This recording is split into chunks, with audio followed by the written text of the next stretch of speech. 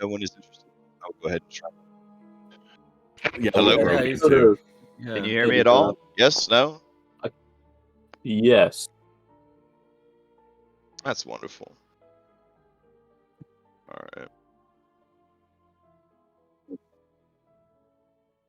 Swim to the surface? Maybe. We'll see.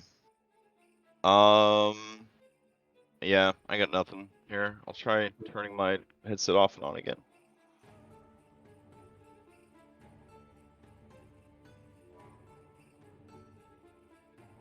Testing, testing. Hello? There we Still go. the same? Better? I Better. think that's better. Alright. Been having all kinds of issues with my computer the last couple weeks, so it's fine. Well, Lex, I don't know what you rolled, but you're the only one that rolled, so give me the recap. I rolled it too. Well, you won. You rolled You're a a winner. question mark to me. You're a fucking winner. Go for it. All right. Last time on Curse of Strahd, fought a tree. Nailed it. Damn. Hey, Wow. last time you said when we fought werewolves, all I had to say was Yeah. we fought werewolves, so I'm holding you to this one. All right, that's fine. Add your DM inspiration.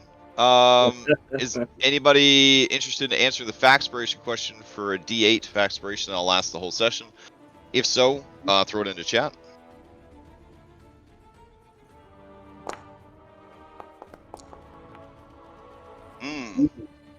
Big 19 from Shane Masters. Going once, going twice. Sold to Shane Masters. I love me. I wouldn't change a damn thing. Damn. Wow, great answer. You may ask the same question of any NPC you've met previously in the campaign. I would ask. I'll ask Anastasia, but like Okay. human Anastasia, because I feel like Okay. vampire Anastasia wouldn't change a damn thing either. Man, well, human Anastasia, what would she change? I don't know. I guess if she could respec, she would be like an enchantress wizard. That seems like it would be pretty dope. She probably could have gotten all the fame and the power that she sought without having to sell out her soul and her humanity if she had just been an enchantress wizard. So, yeah. Being just a regular ass noble, not as good as being a enchantress wizard. Who would have thought? So that's her answer. All right, sweet. So, with all that, there's a little halo over our baby angel's head. That's really sweet. All right, with all that out of the way, I don't know why he has a little halo over his head because it wasn't covered in the recap, but it's weird. All right, let's go ahead and get started. I'm gonna change out the music. We'll stay in this theater of the mind-esque dashboard scene. Everyone's on the dashboard, right? That's working Yep. at least, yeah. Okay, Yeah. cool. The one with All right. the trees in the background. Yeah. Yep. Thank you for clarifying it. Let's see. Gonna start this spoopy music over again. I'll be serious with the recap. We fought the Gulthais Tree. We beat the Gulthais Tree. We found one of our Taroka card readings. Unfortunately, Baylor died in the process. Okay. At what cost? Yeah, I was gonna say that's pretty good. All right. We found that Fane Shrine too. That was Oh, pretty good. yeah, there's a Fane Shrine too. Yeah. So, Yes. couple of more things than fought a tree, but you know. All right. Let me throw this holy symbol of Ravenkind onto your character sheet. Let's see. It would not have been in the compendium because it is a hidden item. So whatever one you grabs was, I don't know where the hell you found it. So I did do a quick insert, so whatever was in there. Well, I got nothing. You don't want that one. Here you go. This one is built to actually like manage its charges and stuff properly. Okay. Yeah. It does require attunement. Which I think when you had said you were going through a list of some stuff and mentioned protection, and that's all Darius needed to hear. Oh, okay, fair enough, fair enough. All right, so with that mischief managed, you guys are standing over the hole that was formed during the battle that leads down into the shrine. And Esmeralda turned to Lyre and said, "Worth every penny," and that's where we ended the session. So, what do you guys want to do now? Shane's going to check on Correas because he went down and up and down and up and just seemed to Alright. barely be alive. So he's going to check on his. Yeah, sure. So when you head over to Correas to check in on him, he is visibly trembling as he gets to his feet and he looks around at the battlefield. Give me an insight check as you approach him. Uh-oh. Yep. He's gone full berserker. Yeah, so I mean, it just seems like he's kind of shaken up, as far as you could tell. As you approach, he looks at you through, I guess the matted hair that's kind of fallen into his eyes, and there is a sort of feral, wildness to his gaze as he looks at you. And I will approach him like an unbroken Mustang. Like, oh, okay, just hands up, very careful, very cautious. okay. Give Repeating me his a name over and over. persuasion check. Okay. Oh, wrong one. Sorry. Second one. That one's right. Okay. All right. He says, "Don't come any closer. Stop. I need to leave. I don't want to die fighting a friend." I'll nod and back off. All right. And he takes his weapons and he magnetically straps them to his back and he walks off. Wait, he's got the Uh-oh. he's got the Wolf's Bane. He does. I'll just mention that for him to, if he will, drop it. Can we have the Wolf's Bane before you leave? He will drop. He'll drop it to the ground. So I'll just throw it onto your sheet. Okay. And the last thing he'll say is, as he walks off stoically, is just know that you have helped reclaim the land for your people, that they will remember you as a hero.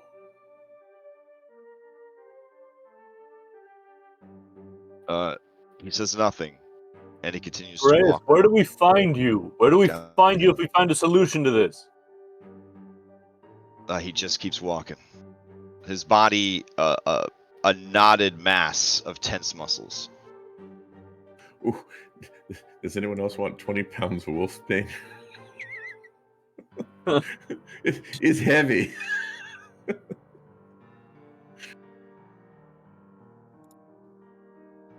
Let me see where I'm at. Oh, I need the axe I picked up still. Yeah. The language on the axe is really bad, so I had a post-it note to fix that, and then I had one of the shittiest weeks ever, so I don't have it ready for you. But Yeah, I missed it. Cut off my own damn yeah, thumb. just don't fight anybody for the next 10 minutes. You should be fine. All right. I look from Shane Masters and hearing these words, I lower my axe. Yeah, I guess we're okay.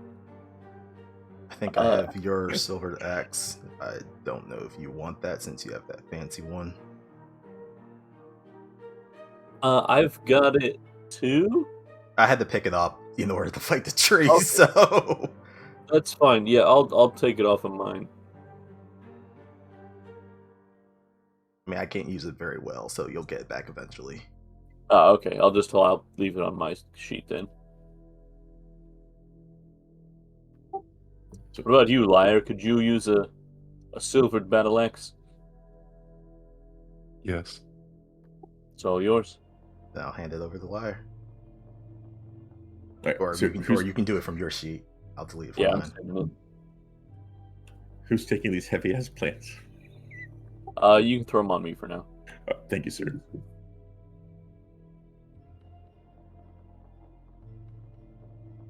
Ass plants. Well,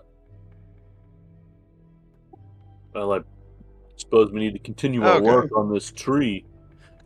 How are you feeling with the big? I think it kind of makes sense here. I'm gonna read it out loud. We're gonna walk ourselves through it. So this axe is named Timber.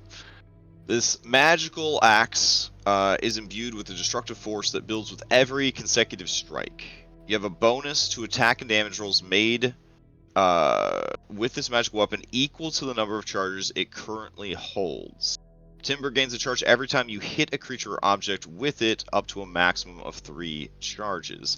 When Timber gains its third charge, the built-up force explodes, it loses all the charges, and the target suffers an additional 3d6 force damage, or 66 if it's made of wood or a plant creature. When this happens, if the target is no more than one size larger than you, you can allow the force to push it up to 10 feet away from you. Timber's charges last for 1 minute. It loses all charges if you make an attack against a different target other than your previous attack, or if you make an attack with any weapon and do not hit your target with Timber. So what it's saying is, the first time you swing, there's no bonus. But if you hit, if you hit, it gets a charge. And then now it's +1/+1. Then if you hit again, it gets a second charge, becomes +2/+2. And then if you hit a third time, it just explodes and goes back to 0. So you never actually get it up to a +3/+3. Is essentially how it works. But it's a fluctuating For its bonus. second part, where Timber's charges last a minute, but lose all charges if you make an attack against a different target than your previous attack. Is that specifically with Timber? So, like, if I had a guy in front of me and I hit him with Timber, and then I hit him again with Timber, and then he runs away, and I throw a javelin at a different guy, but then I hit the first guy again with Timber again. Well, it says if you make an attack with any weapon and do not hit your target with Timber. So it seems like that's why I said the wording is weird. It just means if you use any other weapon besides Timber, or if you miss with Timber, it breaks the streak essentially. Okay. Yeah, Timber basically operates on a streak basis. Like a combo breaker. Yeah. Now, in before boiling an anthill, you cannot tap it on the ground as you walk to keep the charge generated, so that you always have 2 charges when you start a fight. It's going to be very video gamey and only work in situations where it makes sense for it to work. So what you're saying is, right before a fight, I should hit Chain Masters twice, so that if you want to be like, the spellcasters that are like, do I have time to cast 5 buffs on myself before we roll initiative? Like, this is in that same category. So, yeah. It seems like it'd be a great weapon for a higher level fighter who gets a ton of attacks per round, because, a fighter that hits with all 3 of its 3 attacks, I mean, that's pretty sick every round. You get an extra 3-6 force damage and a push. Yeah. Yeah. But it is kind of a hassle to track, because, so I was just during the battle just using those blue dots to track. Yeah. All right. So that's that. Sorry to interrupt. I think those 2 items are now out there and explained. So, all right, I will resume being the game engine.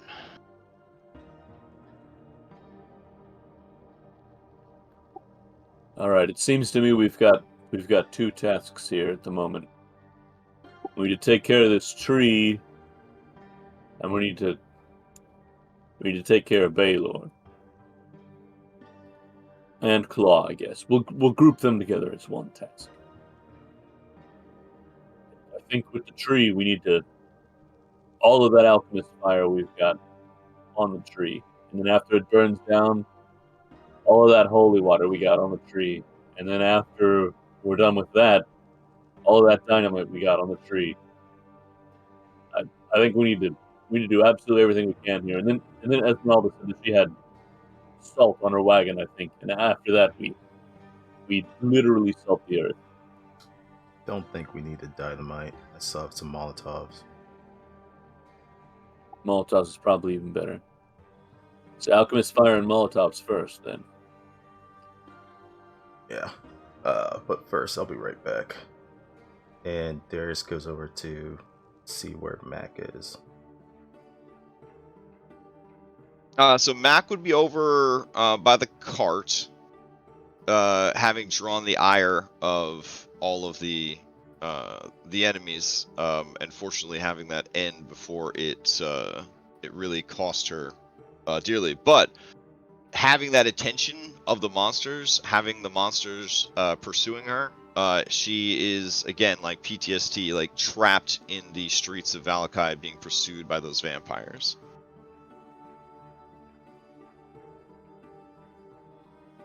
Kind of look at her. Hey. Can you see me? Yeah. Yeah, I can see you. Good. How you holding up? Not great. I feel like anytime I try to step in or I don't know, rise up, it just gets so bad so fast. I see the rest of you just,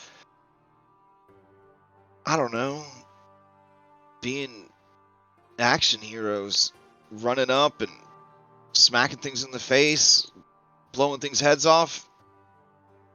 I just feel like, and she makes like a grimace, I just feel like I get punished for stepping out of line. And I don't know why.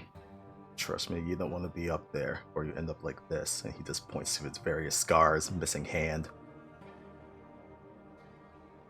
But I want to help more than I do. I don't just want to be dead weight that you're just dragging around. Hey, no one's being dragged around. Plus, you got things that I can't do anyway. And he'll pull out the amulet and be like, I felt something from this. I have no idea what the hell it is. You found it under the tree. Maybe you can take a look at it. Your eyes and your head are way better than mine. And he'll put it in her hands. As you do, she notices the burns on your hands, on the palm of your hand. She says, "Oh my God, you only have one left. Man, you gotta take better care of yourself." And then Darius will just catch his breath and get some HP back and heal it. It's like, well, since we've been here, things have been weird. It's not gonna last long. Just like I've unlocked some stuff, guess you have too. Use a special eyes of yours. And so, yeah, she will use... And yeah, essentially just asking her to use detect magic and have her focus on something else other than the situation that she's in. Fair. Okay, yeah, so she will kind of work with the holy symbol, which does catch Esmeralda's eye and is certainly of interest, but not as much as the hole in the ground that leads to this hidden shrine. But also, the Gulthais Tree has to be taken care of. So, you know, focus. Yep. And then Darius will return back to the group.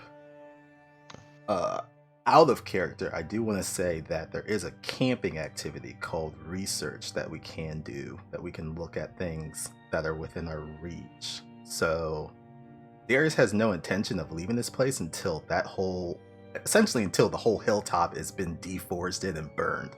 So if we spend the rest of the day here and then camp here, we could then use that research to look at the thing underneath the tree. Is where I was kind of looking at it. I don't know if that makes sense, Crash. I got you. Do you feel that this would be a better approach than just going down and interacting with it?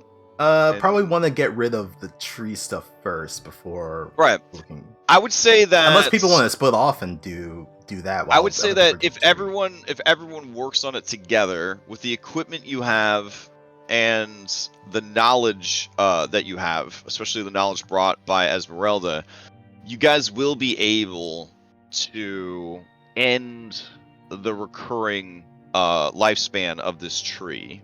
But the process will take about 2 hours. Oh, I thought it was I'm going to take down. much longer than that. Yeah. All right.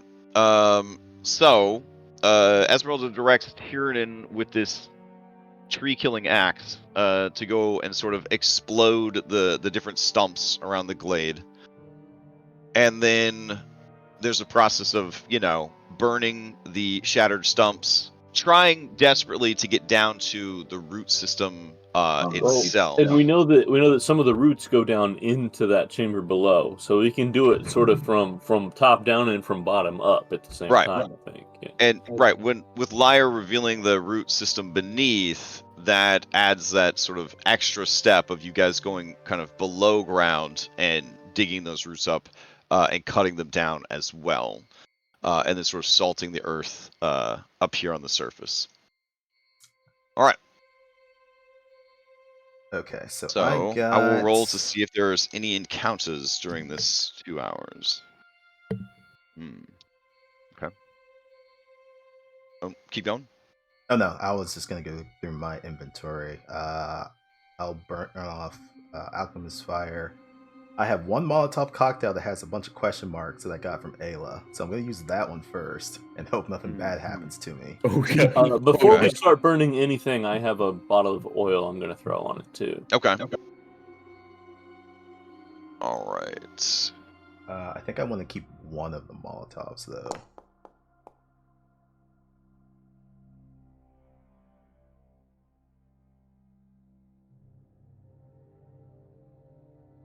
Yeah, Alchemist Fire, Molotov, and then one of the Holy Water Flask to get rid of.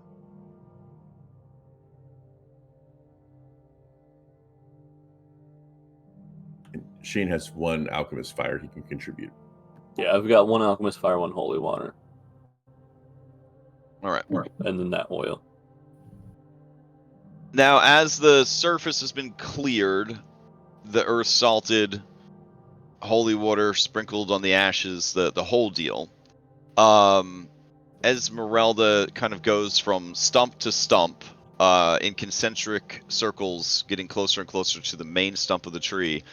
And maybe she's making this up so that she doesn't have to do all the cutting and the digging and whatnot. But every 10 minutes, she finishes what seems to be some ancient and unusual ritual wherein she sort of traces runes in the ashes of the burnt stumps, and there is sort of a flash of light from her chest to her hand to the runes and to the earth, and she just kind of moves from place to place to place, kind of consecrating ? Each of the sites. All right. After those 2 hours have passed, she looks to the hole in the earth and says, "Now the roots. Are you ready?" Suppose so. Is there a nicer way down there than falling through the earth like Lyre did, or? There could be. Did you see any You don't have like stairs or entrance while you were down there, Lyre? ladder in your wagon or anything? She says, "I was not talking to you. Lyre, did you see any stairs or other entrances downstairs?" There's a lake down there. That's all I saw. So, easy to get down, harder to get up. How far down was it? How far down was it? It was for you. It was about a fall about 40 feet. He gets out some rope and hands it to Darius. Yeah, and we'll take the other end and roll down. I was actually going to go also take my own rope and tie it around the wagon to be a little bit more stable. And then yeah, with the 100 feet of rope and it being secured to something a bit heavier, then you can kind of go down it. Okay. So you You guys will- are going to secure some ropes and then lower yourselves down. Yep. And you will climb down into water. So be careful. And there is no light. Yeah. All right. I will take you guys over to that scene then. Is there anyone who does not descend into the depths? Hearing that there's no light, Tiernan will use his elf sight oil. Okay. To have dark vision. All right.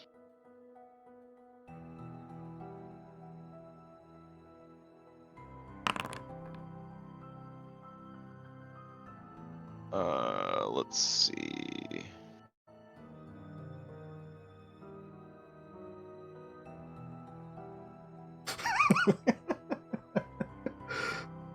Flyers all natural, baby. Doesn't need no don't performance. get it. He don't need no performance enhancers. I guess it's specifically drow sight oil. Then they're elves. All right. So you guys kind of are hovering above the lake, hanging from ropes.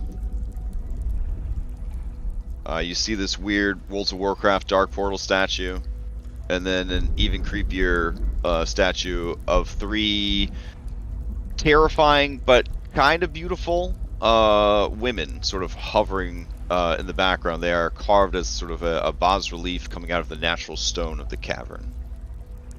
There are obelisks to either side of the statue, and there are stairs that lead up from the water to the dais in front of the statue.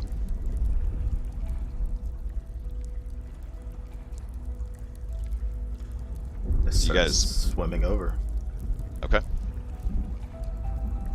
Alright. Thank-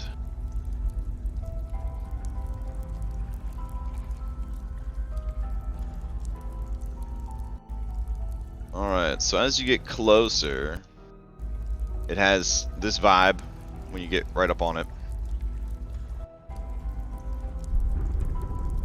And let me just double check.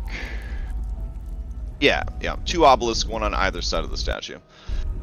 Alright, as you approach, one of the things you notice about the statue is that it is made of bronze, and it is holding its hands in sort of prayer or supplication right over its heart. But you see that perhaps it is not praying so much as trying to stop a blade unsuccessfully from being stabbed into its chest. You see the hilt, the pommeled hilt of a fine-looking dagger that has been stabbed into the statue. The face beneath the hood is a man, but they have sort of a bland, sort of like handsome but nondescript face, and you do see that sculpted onto their shoulder is a raven.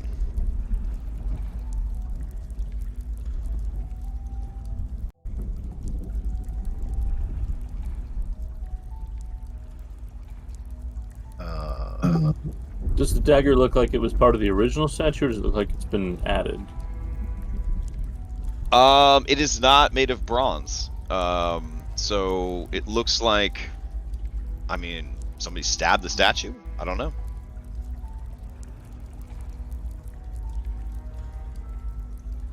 Looking around the statue, does it seem to be like any type of writing or anything on it?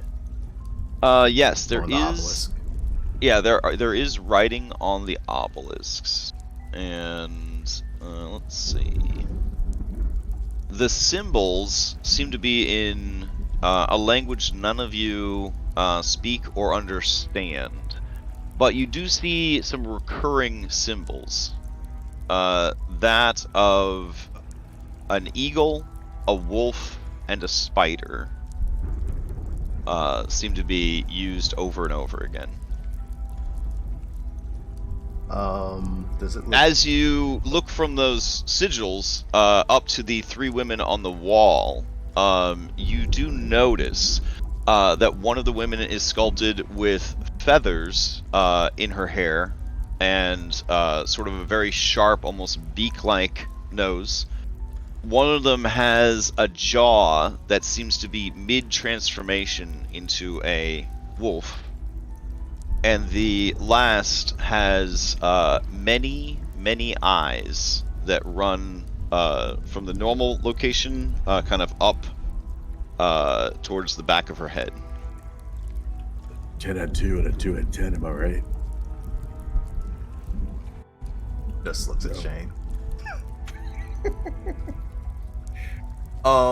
Since we just saw it earlier today, does any of the writing look similar to that other obelisk thing that we found at the bottom of Yesterhill? Yes, it is definitely the same language. Esmeralda quietly confirms that it is likely written in Druidic.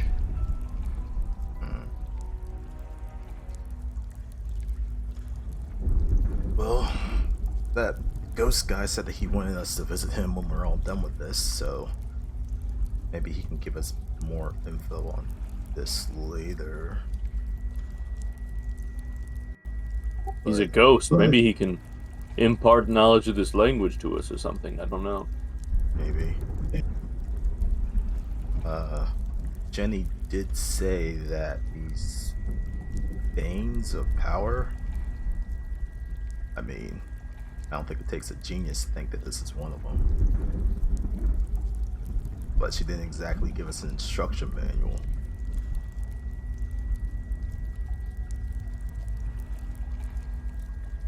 I know it's dumb to ask, but who wants to pull out that dagger? Oh, Daniel will do it. Okay. He's probably already halfway up there. While no one else is watching. Oh, okay. All right. So as you approach the dagger, and you kind of reach out for it, you feel the hair on your arm stand up on end, as if you are, kind of like full of static electricity. As you reach for it, go ahead and give me a wisdom saving throw.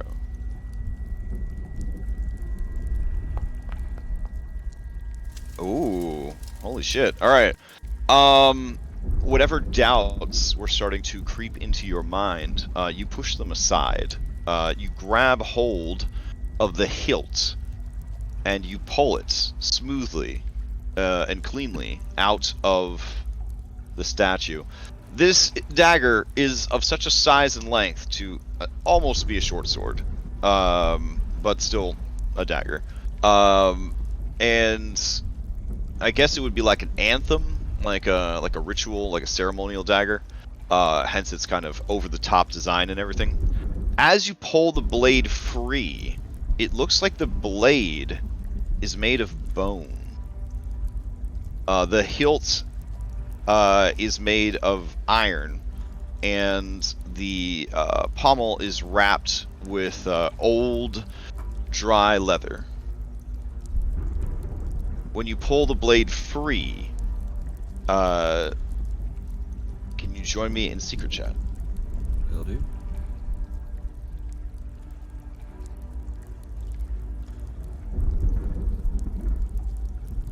He gets so much secret chat time. It happens when you're telepathic.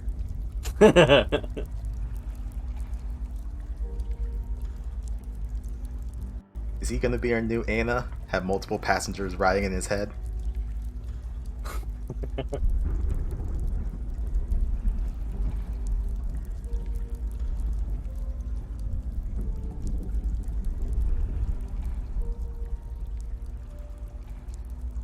That reminds me, Darius, are you still in love with Strahd? At the moment, yes, until we take a long rest.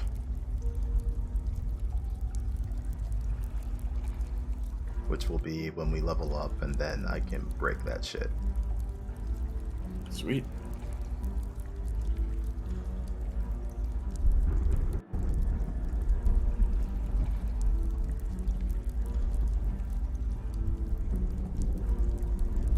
Also, love was a strong word. He respected the man. He didn't want to sleep with him or anything. Well, there's different kinds of love, you know, and Hmm. I didn't say you were lusting after the guy. Just, you know.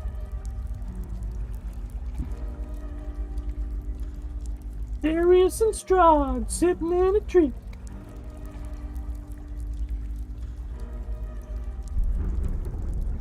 Yeah. As far as I know, the word specifically was that I treat Strahd as a respected ally. So, who knows what would have happened if anything else came from that. It's a lot of dice.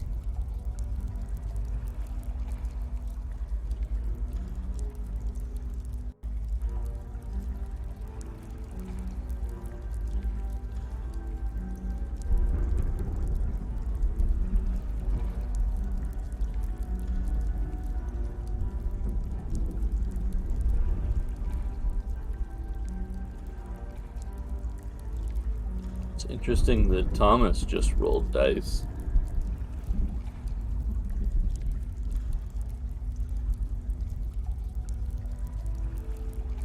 Yeah, I don't know if he switched over his character.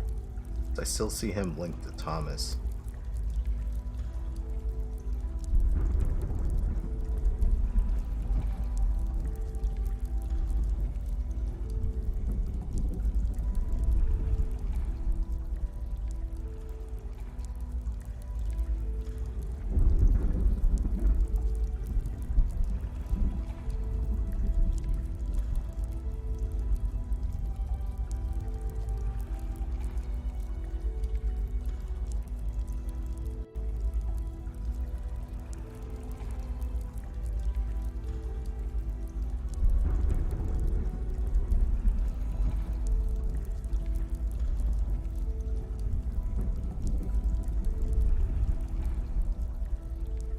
So, after we're done here, what's next? I'm thinking we go to Valakai and try and find that stone. See Jenny, Well, Jenny, because I'm you on gotta the get way. your super rabies cured.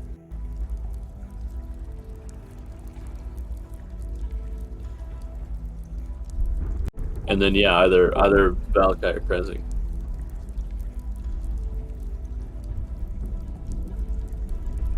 All right, so yeah, you pull the blade free,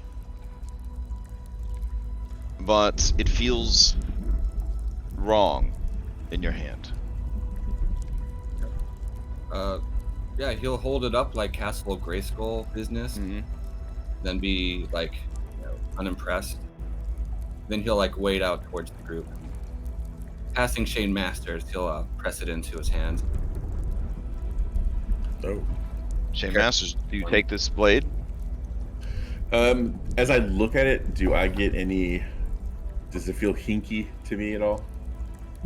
I mean, you could give me an insight check. I'm gonna say that without a check, yeah, it's pretty hinky.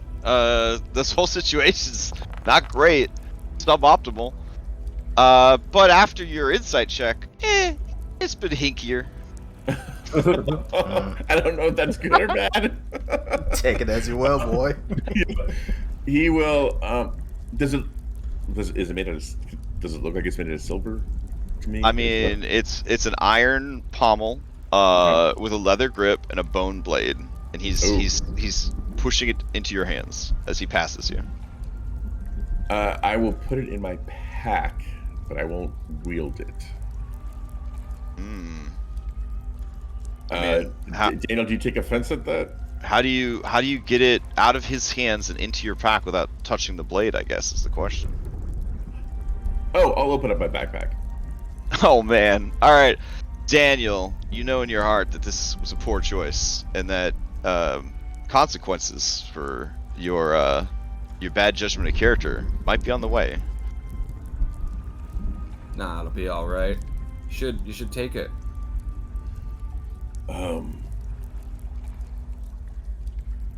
Okay.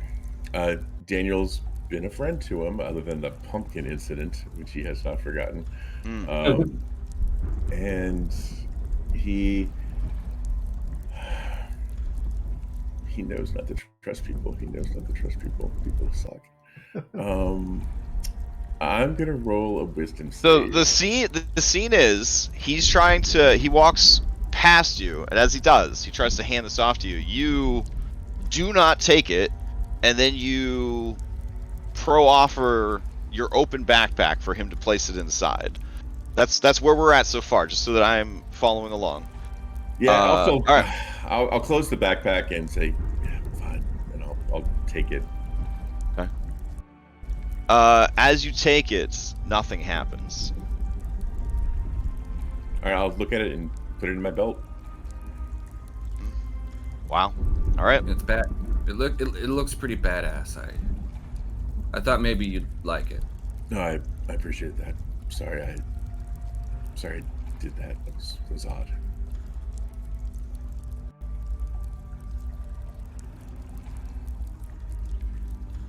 You feel the eyes of, at least as far as I can tell, all of the NPCs watching this incredibly awkward exchange. Yeah, I try to downplay it and smile weakly at Daniel and just kind of look at the blade at my side. Yeah, that's it. Okay.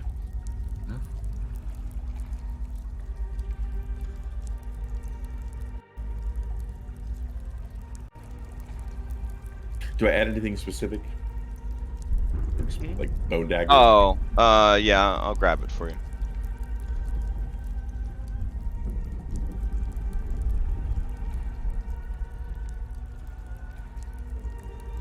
Anyways, anything else, guys?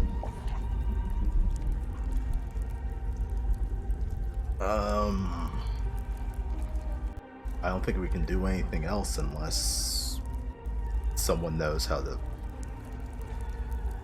read these things or do some sort of ritual. At least we know it's here.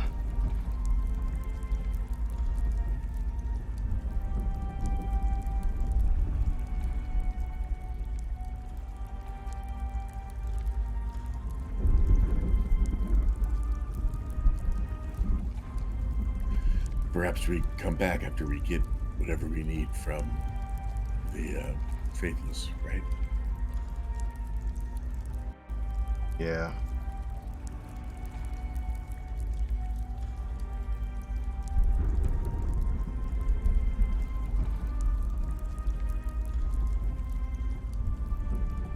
All right. At this point, Esmeralda has kind of gone to the island and has produced from her bag a... Wait, what the heck happened to the music? Somebody got their electric keyboard out. That was wild. All right. She has pulled out... Cat and Mythic? Yeah. She has pulled out a what looks like an oil I don't know how to put it. Essentially like an oil treated bag, and from that bag she produces a book, and she begins sort of studiously transcribing what she is seeing here.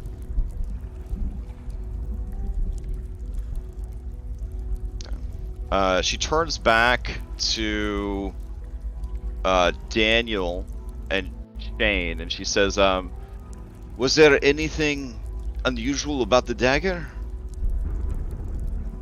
I'll pull it out, and the blade seems to be made of some sort of bone.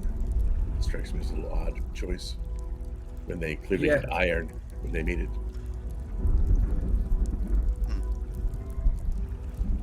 Yeah, it's kind of wicked, yo.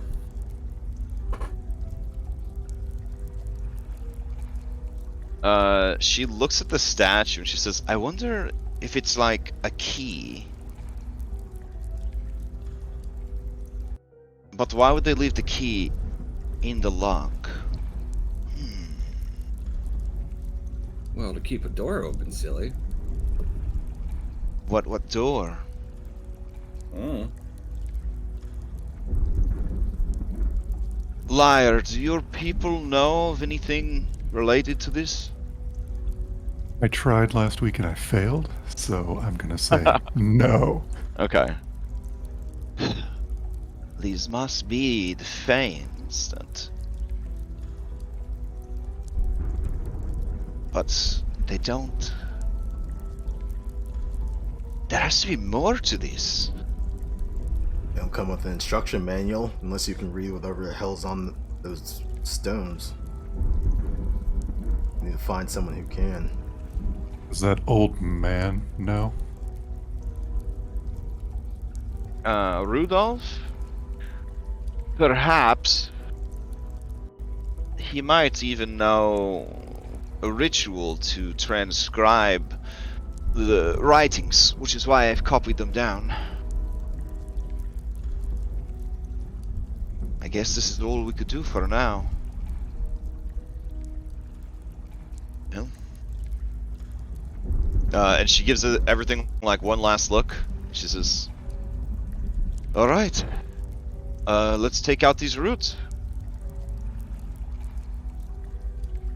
And then you guys set about more than likely another 2 hours of work of kind of climbing around, chopping down roots, burning them, that sort of thing. I just hand my alchemist fire over to Darius. Let him do his thing. Okay. Liar, you have an innate climb speed, or do you have to rage to get the climb speed? Innate. Oh, nice. Then you would probably be the most qualified to kind of get around the cavern and choppy things down. Then once you kind of cut them loose and they fall into the water, that's when everyone else can kind of drag them to land and try to burn them and everything. It is a extended process. But since there are so many of you, many hands lighten the load, as it were. I also imagine it's much harder to get them to light because it's damper down here. Yeah. I mean, Well, alchemist fire is napalm, but lighting is not as hard as the continuing to burn it. But yeah, it does take a while. Keep in mind that Esmeralda can cast Fire Bolt, which is a huge flex in a campaign with limited magic. So yeah, she just keeps applying like magical fire to the areas that won't catch. So, but it is a long and extended process. I would say plus the climbing down part of it, and then the climbing back up bring you to another hour. Unless you guys wanted to stay down here for the night, I would assume you then climb up after your work is done. Yeah, I think we'll do that. Climbing Okay. up, not staying down here. I don't think that's a great plan. Yeah. Just looking at the Okay. raven that was on that statue's shoulder. Not like I Mhm. recognize it, but did it look anything similar to the raven we saw down at the bottom? It looked so much like it. Gotcha. Yep. It looked a lot like many of the ravens that you've encountered in your life, but it looked a lot like that raven too. All right. In that case, I'll take you guys back upstairs.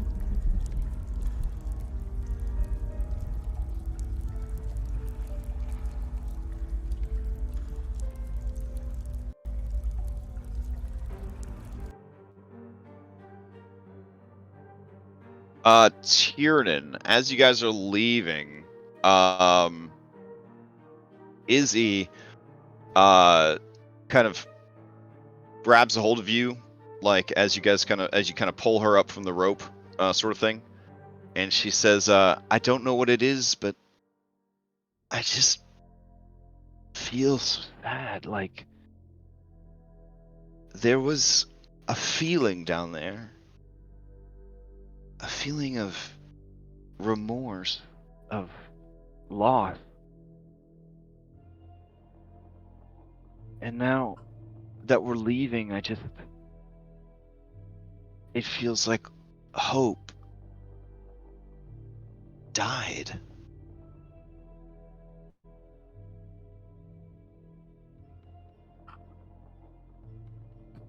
I don't think hope really occurs naturally in Barovia very often. It's maybe whatever happened to these Fanes has something to do with that. You didn't feel anything? Anything all the way down there? Assuming I didn't, since I wasn't told that I did. Yeah, no. No. I mean, nothing that seeing an abandoned old shrine wouldn't make you feel anyway. Nothing external like you seem to be describing. She stares down into the darkness of the cavern below, and you just see one tear kind of roll down her cheek. She absently wipes it away and says, "I don't know."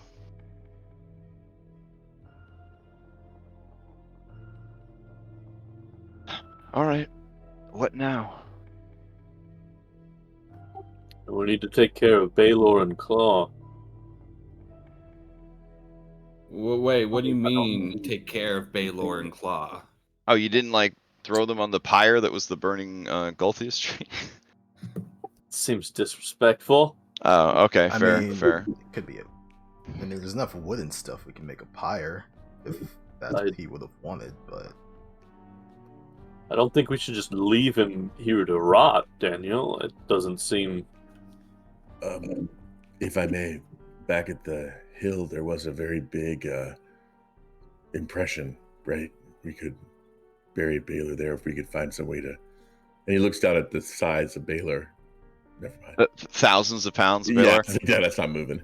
Esmeralda looks to Daniel and says, I am not sure of the hill giants of Barovia, but the hill giants of other realms eat their dead. If he truly was your friend, you should do him such an honor.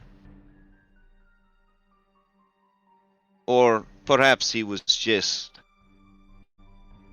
your servant after all. Fire looks at Esmeralda like, what the fuck? Yeah, Daniel looks at Esmeralda with like eyes that are like blazing with anger, and he says his name was Baylor. But after a second, he'll look away, like, you're right though. Baylor was strong, and he's kind of getting teary. He liked being strong. It was his favorite thing, and he made us strong. And if we can keep making us strong, you know, I think he'd appreciate that. so you're going to eat him? No, that's ridiculous. You don't eat people. But maybe we can make use of them. He says, so you don't wish to... You don't wish to honor your dead friend in the manner of his people?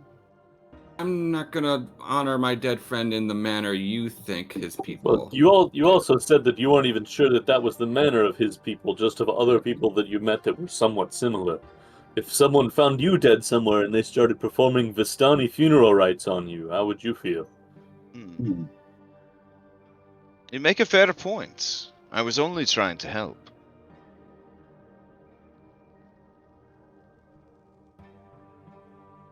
These are dark lands. If a body is not put to rest properly, it might rise again.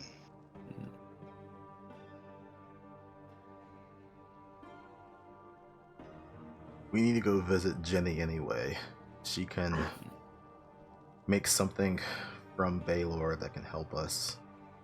Is that the idea you got, Daniel? Yeah. And yeah, take what you can. And he'll pass you, Darius, another thing. It's just a bundled up piece of shirt. Shane, you notice it's his tattered EMT uniform that he's finally taken off. Oh, just something to wrap his toes in that or something after you cut him off. Sorry, excuse me. Darius just looks at you as like he was your friend. Like who asking me to cut off his toes. But he just, but he Esmeralda raises an eyebrow and says, "Your friend has good instincts." Yes. The one thing you can't do. All right. Select what appears to be the most pristine of his toes. That can be brewed into an elixir that will give you the strength of a giant. Well, he only has 1 foot, so he can't do much. Oof. Tiernan grabs There his is a chance that his most pristine toe was lost in that fateful accident. Then.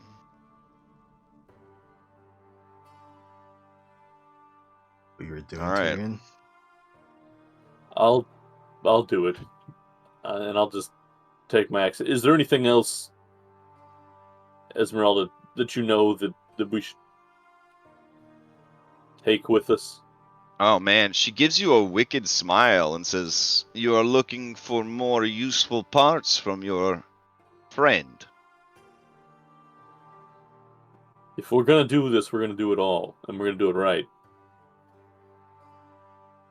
Hmm.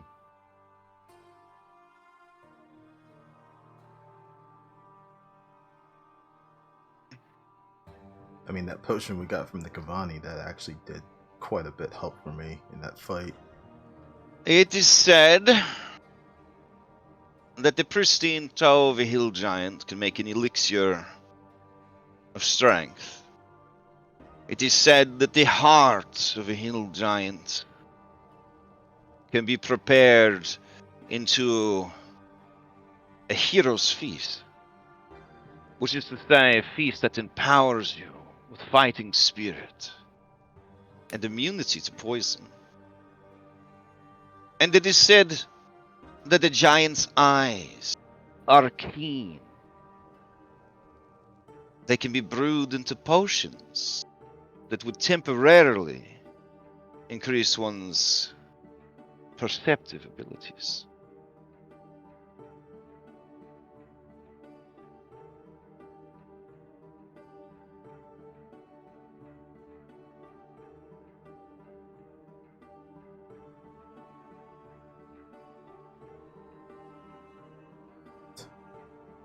All right, Daniel, choose a number between 1 and 10. 1 and 10. I'm gonna let the internet decide. Okay. All right, so that's number 9. So toes 6 through 10 are gonna be, if I get an odd, 6 through 10 were on the foot that got destroyed. So here we go. All right, so no toe. You could still dig in there, like, I don't know, chainsaw would probably help. Get that massive ass heart if you wanted to all eat his heart to gain the benefits of a hero's feast. You could also pluck out his eyeballs, though that would require a check. Otherwise, you might rupture them. I mean, yeah, I'm gonna take full advantage here. Anything Okay. else feels like just mutilating. Okay. So to get the heart, I need a strength medicine. Because he's so fucking big. Hell yeah! Daniel, you all right with this? He's not gonna participate. He's gonna go off and fiddle with the blights. Okay. Maybe. Yeah.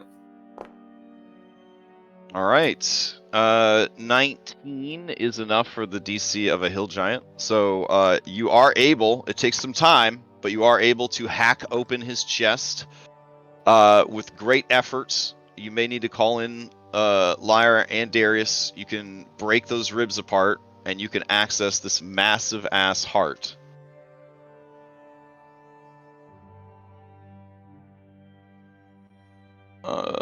The heart weighs about man, I don't know what kilos are. Oh, weighs about 60 pounds.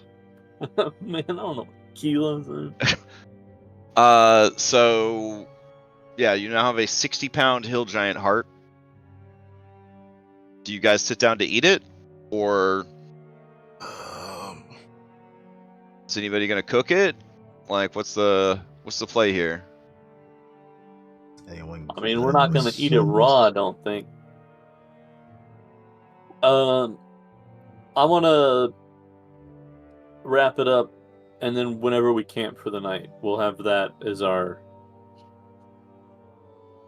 meal.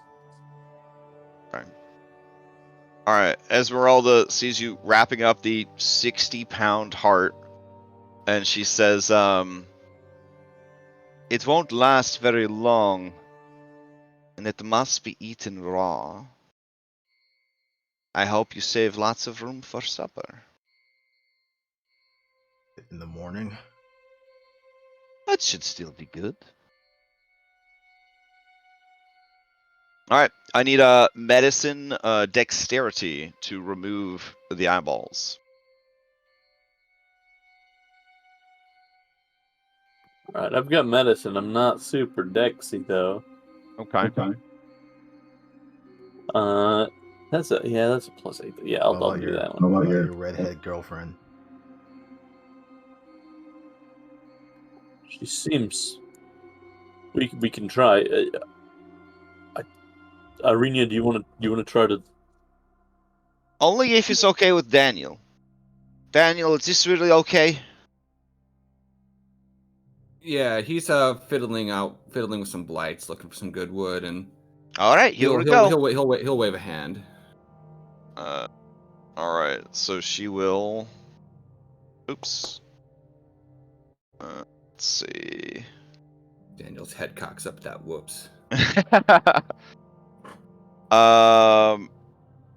Well, okay. I don't think she actually did it. She popped the eyeballs. So. Because the DC is equal to yeah. So she missed it by 2. All right. So she popped them eyeballs. She says that they're just. It's not gonna happen. All right. What now? What time of day is it right now? It's been quite a number of hours. Yeah. After the harvesting of the heart and climbing out, it's about 4:30 in the afternoon. We've lit a fire on top of a hill.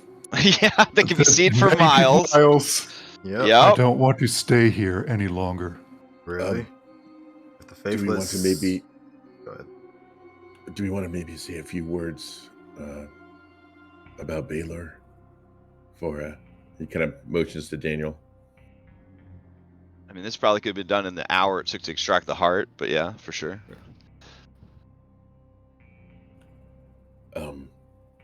Daniel, do you want me to say something? It looks like he's been ugly crying again. It's like, yeah. We Shane, who does not really worship any of the gods here, obviously, and was kind of maybe agnostic, maybe back where in Milwaukee. Mm-hmm. We gather here to honor and remember Baylor, a companion whose presence was as grand as the mountains, whose laughter and pranks, while bruising, as boisterous as thunder. Daniel, I see the depths of sorrow in your eyes and the weight of loss within your heart. Know that we stand beside you in this moment of mourning, and we send forth our best wishes and love into the vast expanse of the cosmos, which trusting our voices will find their way back to Baylor's spirit. May peace softly cradle us all as we remember Baylor and hold him dear in our memory.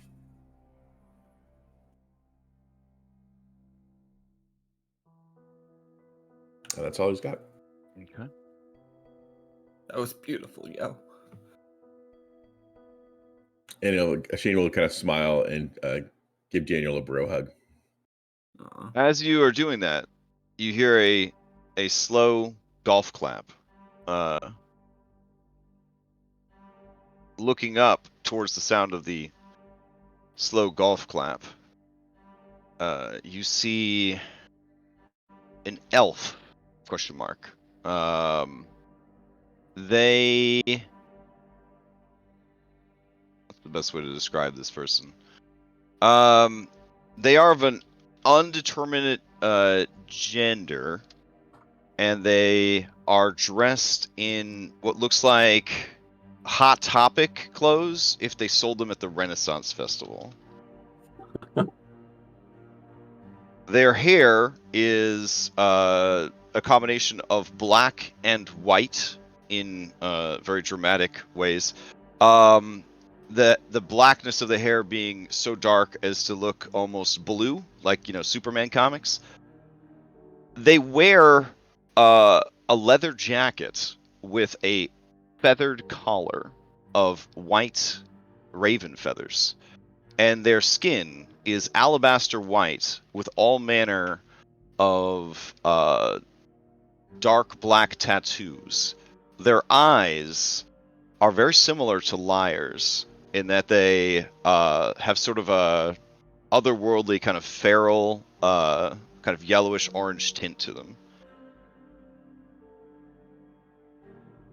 And they are just kind of slow clapping at your eulogy.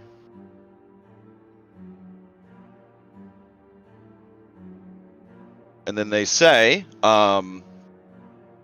in the common tongue, question mark, common tongue, the mist speech of this land, what a beautiful eulogy. I could not place it to any of the known religions I have studied. An original piece.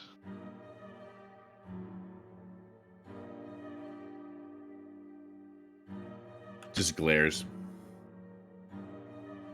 The entity is frail, like Diablo Necromancer skinny, and stands about 6 feet tall. They look around at all of you, and they look to Lyre, and they kind of nod, sort of like, you know, elf nod of you know, it's hard out here, you know, with these non-elves, kind of thing. And then they don't approach. They kind of just stand surveying the scene, and they say, I saw the fire, and I had to see for myself. The end of the Gulthais Tree. At least on this world. How delightful. What will you do now? Does Lyre know who this is? You have no idea. Says that. They kind of look like a dusk elf, but like with albinism, like albinoism. Like it's just like you've never seen a dusk elf more pale than you, and this person is like vampire white. Esmeralda, what the fuck is that? He says in Elven to Mhm. him, her, whatever. Who are you?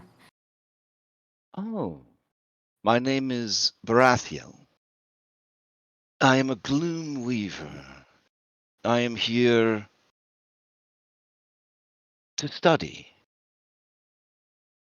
on behalf of my goddess and my people. The Dark Lord bring you? No, He looks at I Esmeralda. came here by my own power and my own accord, for my studies demand that I learn more of this Dark Lord. Wait, you willingly came. Wait, no, I can't. You guys are speaking Elvish, right? Yeah. Okay, Yeah. never mind. He gives a look to Esmeralda and says, so you just observe. Yes, I'm a scholar, an anthropologist, a historian. I seek to understand the tragedy that unfolds here. And what will you do when your study is complete? Well, I will return home and present my findings to my fellows Are and you my able to queen. leave?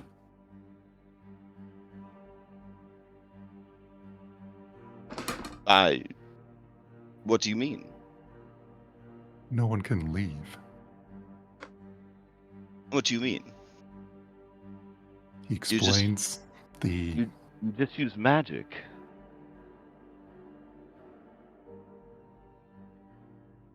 He'll switch over to common Okay.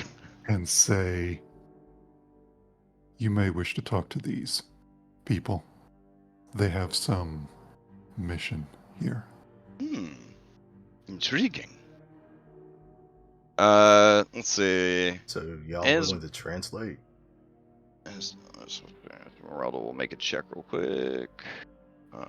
This is think it would be- Baratheon. They claim to be a historian. They are from a different world like you. And they do not claim to be working with the Dark Lord. Thank you for that kind introduction. You are very intriguing, and either very brave or very foolish. My studies and wanderings brought me here, where I witnessed a great druidic army set forth on a march to the northeast. I thought to follow, but with their absence, it left this hill unprotected, which made it an excellent place to study and learn. There are a great many restless spirits on this hill, a great many secrets. But then I saw the flames. I was drawn to them like a moth.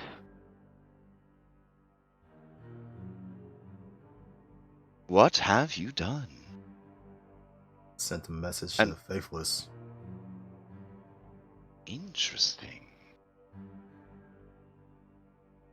It is likely then that they will turn around and return. Or do you think their bloodlust is too high, their ire raised? Will they continue to march with their powers severed? Or will they simply scatter like autumnal leaves in a strong wind? I'd love to find out.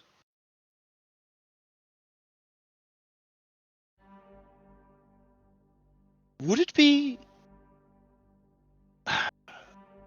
a bother for me to travel with you? Just for a bit. I'd love to conduct interviews if you have time, and I'd love to observe whatever happens next.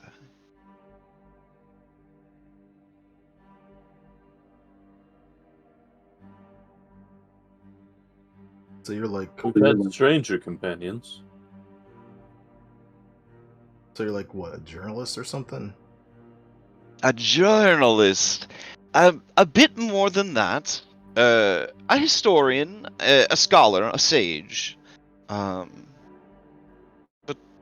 not to dismiss or look down upon the difficult task of journalism. I think I'm well past that. I want to know. And as they say this, they look right at the camera, like that you guys can't see, and they say, "The secret behind the curse of Strahd." And that's when the title screen plays. You This did was it, all he just said a it, fucking. man. This is just all the fucking tutorial.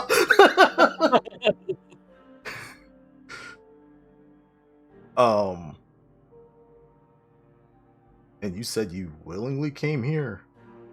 Mm-hmm. Well, you're stuck in Oz now. I'm not sure what Oz is, but is that a part of Barovia? It's a prison. I'll be honest, I don't even have a map. I've just sort of been wandering. That's dangerous. But Is it though? You guys can give me an insight if you'd like. I'll give an insight. I'm just playing a reel of all the times we got our ass kicked just by walking around. All right. So I have an insight, but I get to add a expertise die to it. Okay. So there's Oof. yeah. Oof. Okay. So, Liar, and Darius and Shane. This person is an idiot. They are gonna get themselves fucking iced. Like they're gonna die. How are they even still alive with this attitude? They're crazy.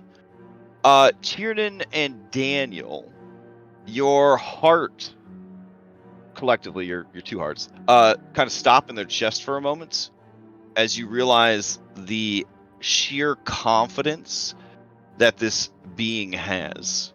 They do not consider themselves to be in any danger whatsoever.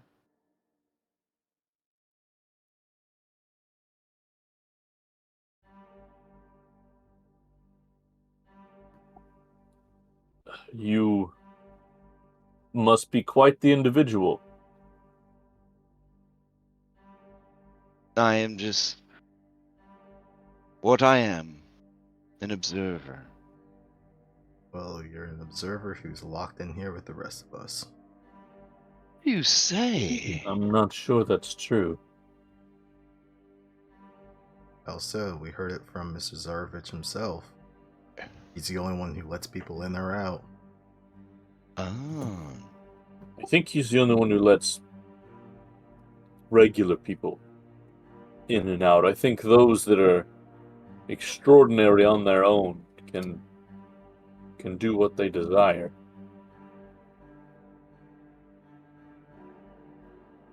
Esmeralda steps forward and says, "You are Shadar-kai."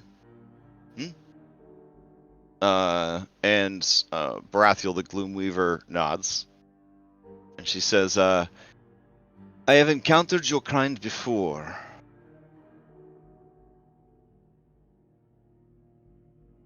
She kind of looks at all of you. They will do as they say, but I would not count on them as an ally. They serve their own agenda, and that of their Dark Queen. Dark Queen. Baratheon bows and says, "Yes, the Queen of Raven. We dwell relatively close, basically next door. I've peeked over the fence a few times, and my curiosity has finally gotten the best of me. It took a lot of hard work to get permission to come here, but I will not leave without my answers.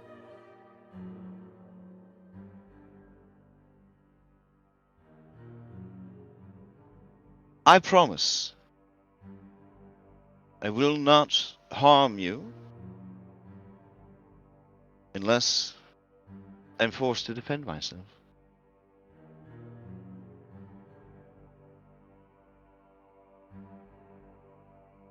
Perhaps my knowledge could be of use to you. That'd be appreciated. And you're not going to have Yeah. to defend yourself as long as you don't get in the middle of our business. I'll be off to the side of your business, studying, observing. On that note, can I get the name of this merry band and your names, that I might add some entries to my notes?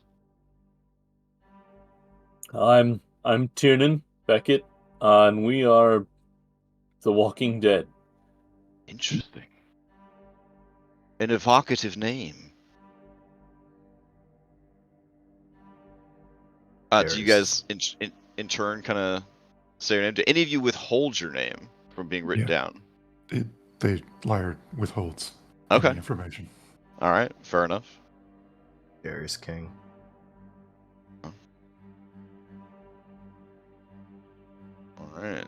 So one by one, everyone, I guess, except Liar, kind of shares the information. Daniel will be like, Daniel, yo. Yeah. They don't seem to make any judgments. They just write.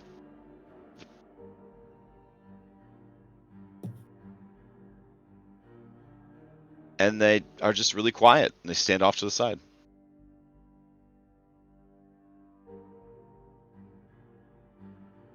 There are people every day. What you're saying, Liar. I would rather have Faithless come back here so that we can finally whoop their ass and take their stone if they took it with. If not, we gotta go hunt those guys down.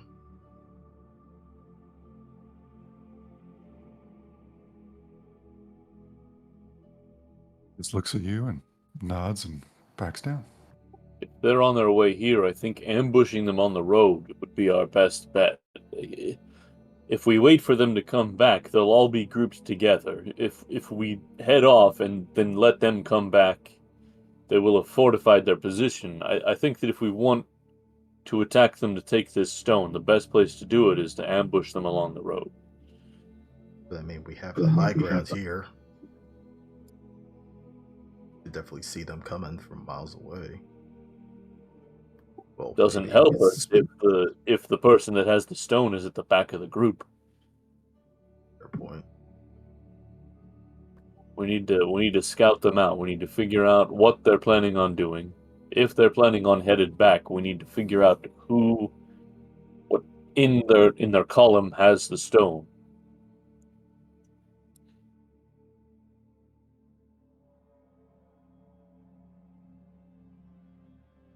So did we take the road back or cut through forest?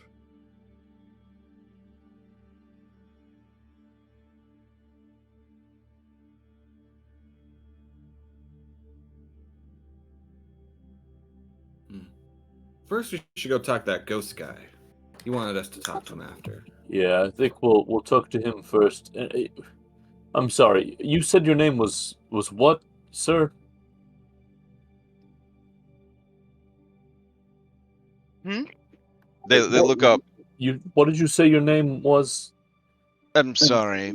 Most of my people have moved past the need for genders. My name is Baratheon. And you said that you saw the Faithless leaving here. Did you see them? Did they take the road? Did they go through the forest? Oh, yes. I am. They went down the hill and then into the forest, which led into the foothills, which led into the mountains, which led into. I don't know. I'm assuming they're headed towards that settlement I saw. All right, so it sounds like they're not bothering with the roads then. So I don't imagine if they're coming back they'll bother with the roads either.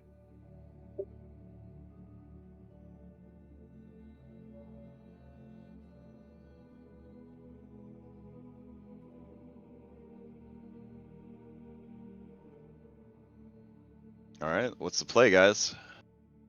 You want to throw up a poll? Yeah, we can do that. Okay.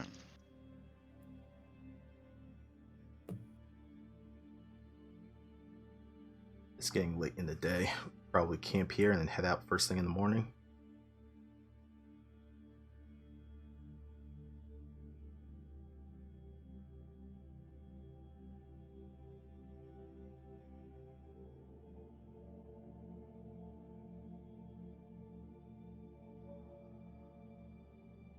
I'm gonna put multiple votes so that you guys can also vote to camp at Yesterhill.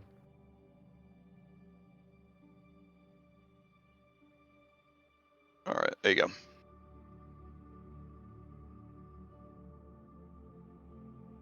That should be move on to something else. Sorry.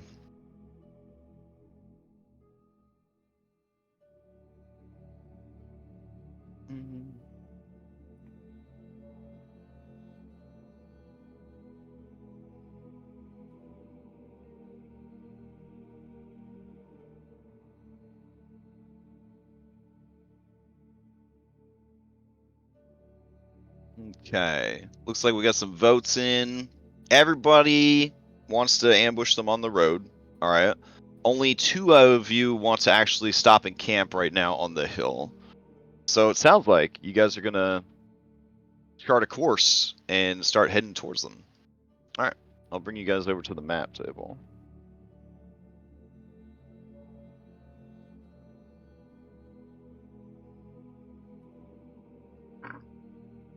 All right. So, you guys are currently at Yester Hill. According to this eyewitness, they went down the hill and just whoop that away into the forest, and off they go. So, if you would like to pursue in a similar direction, you can. But it seems Or like, if you have other plans, let me know. seems like they were taking the direct route to Valakai, so they're probably going to take the direct route back now that they know that shit has gone down at the hill.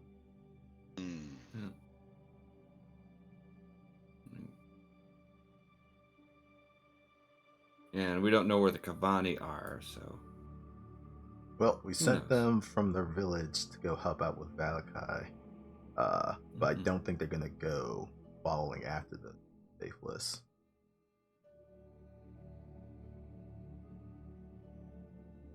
They could, who knows, if they see them retreating.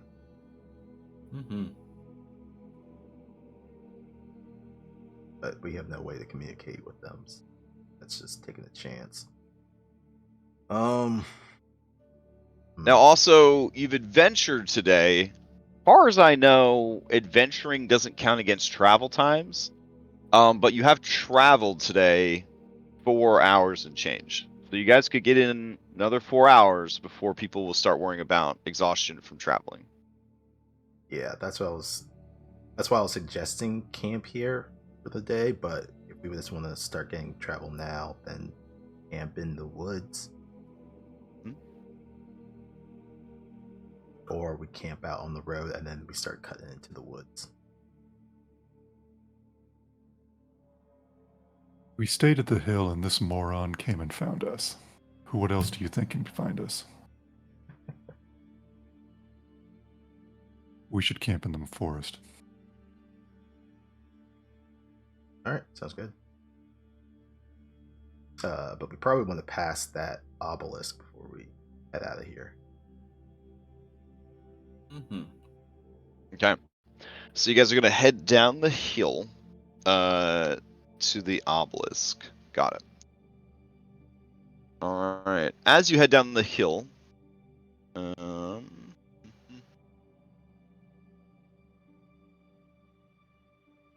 my goodness, so many windows open. All right.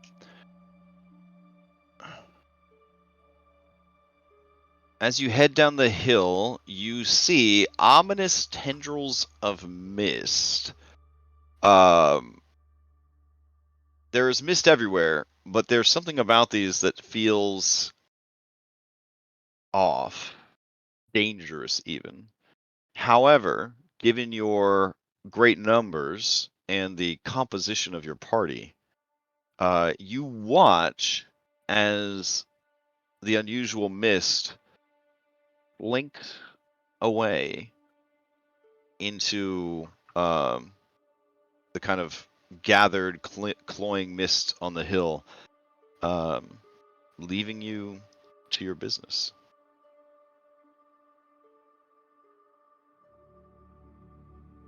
All right.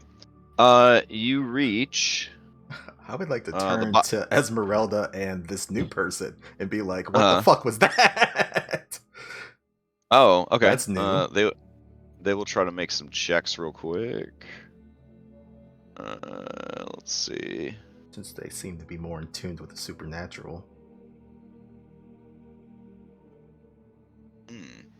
And then I'll check for Esmeralda real quick.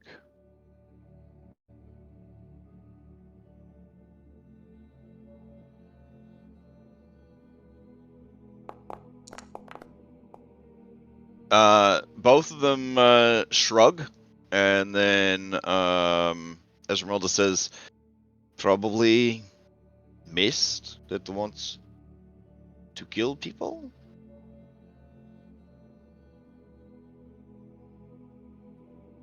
Huh.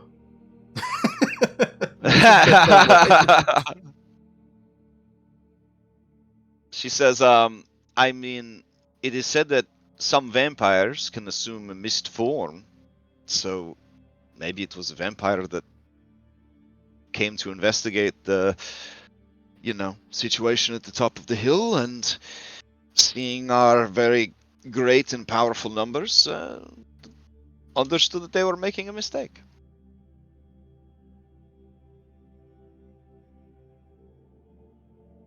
Baratheon says nothing.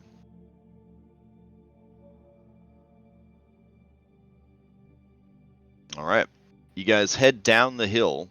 We'll go to this scene right here.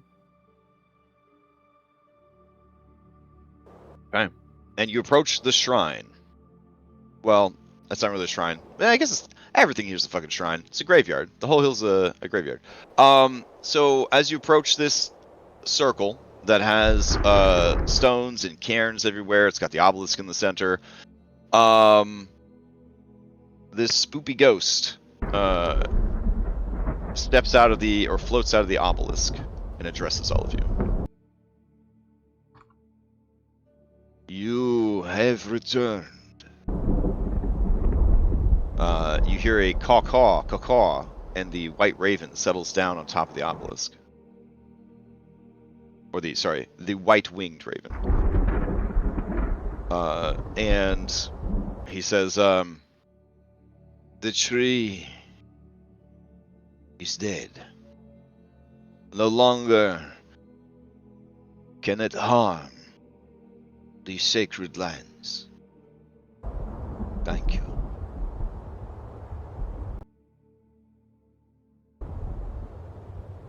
He just kind of hovers there. Just like we said. The raven goes, caw-caw, caw-caw, and then he looks towards the raven, and then he says, I am told amongst your number, none would serve as seeker. What now? That is a pity. I had hoped the realm could be freed at last. And he starts to fade. He starts to fade like Wait, what do you mean? like Michael J. Fox's family in the family photo in Back to the Future is just like fading out. You say, what do you mean? About? He says, the raven. It says you found the shrine. Yeah. Yes, underneath the hill. But none were worthy. Shane holds out the blade. Do you mean this? The spirit kind of cocks its head, and its hollow, sightless eyes kind of take you in, and it says, then it is true. The raven goes, makes more raven sounds, caw-caw, caw-caw. And then the spirit nods and says, yes, a coward's heart. A pity. What were we expected to do? It looked like I don't understand. Well, first off, there's a bunch of words on there, and none of us can read whatever it's saying. So if there's something that's supposed to be happening, we don't know it. Second, why are you calling him a coward? And Daniel will step up and be like, Shane Masters is the bravest guy I know. Yo. Oh man, as you say that, the raven goes, and then the ghost says, "The raven says you need braver friends." And because one of Shane's fears is not being man enough, Oh he yeah. looks at the ghost and says, I am no coward, nor do I need the blessing of some dead man. And I'll just spit in its general direction. He says, "My words don't make you a coward. Your inaction does." Inaction for what? I don't understand what's going on. I'm sorry. I thought you would be the one.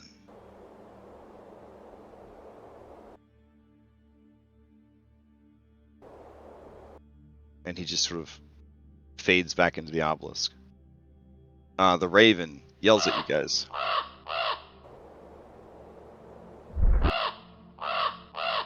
And flies off.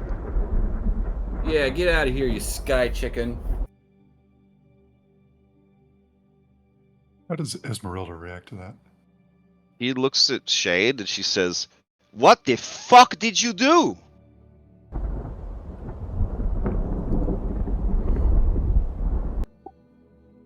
What is he... Shane, what is he talking about? How the fuck should I know? And he'll just take the bone blade and just set it down. And just walk away.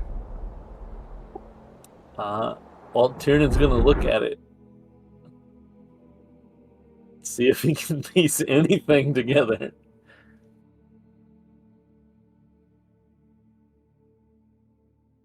I mean, it looks like an iron pummeled ornamental dagger with a leather wrapped hilt and a long bone blade.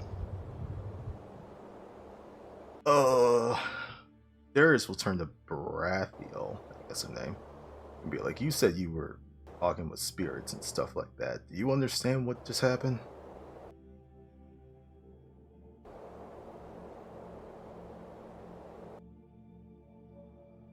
Who are you addressing this to? Baratheon, the new elf. Baratheon observes, and he, or they, excuse me, say,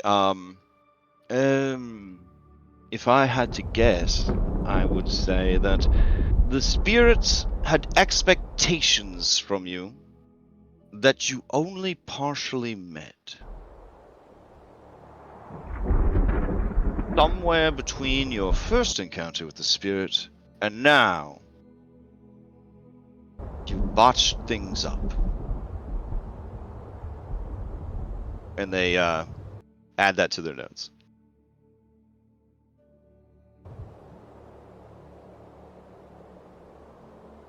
I thought he just wanted us to kill the tree. What? Yeah, this whole secret thing is new.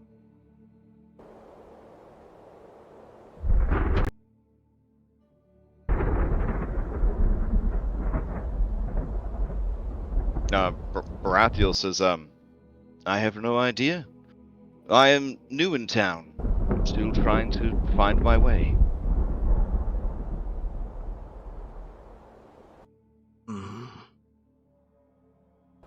Oh, God. I'm sorry. The seed is broken. We're leaving now.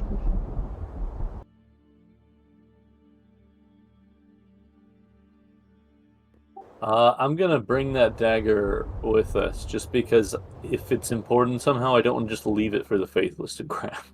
Sure, I'll give it to you. Yeah, Shane is just tired of being blamed for shit. He has no idea what's going on. So he's out.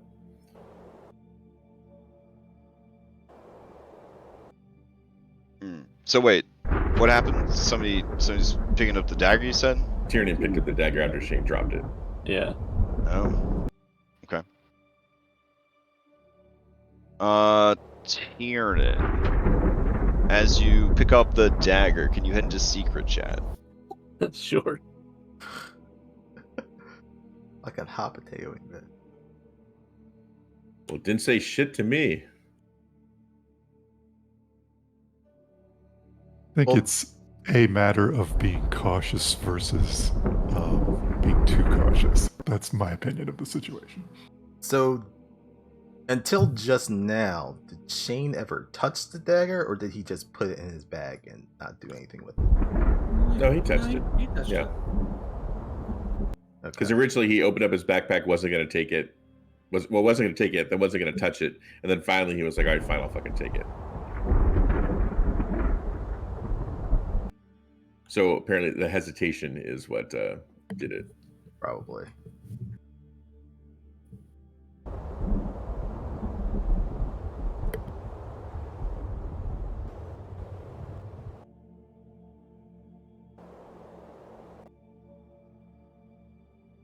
And all these supernatural motherfuckers just need to leave an instruction manual so we can understand this shit. Our muggle asses don't get it.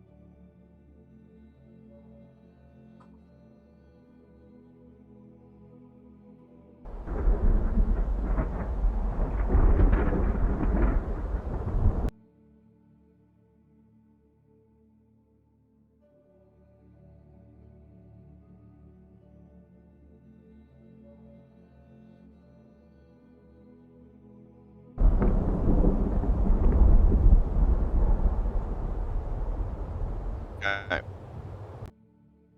Swim to the surface, swim to the surface. Oh, swing to the surface. Blah blah blah blah blah blah blah blah blah. There we go.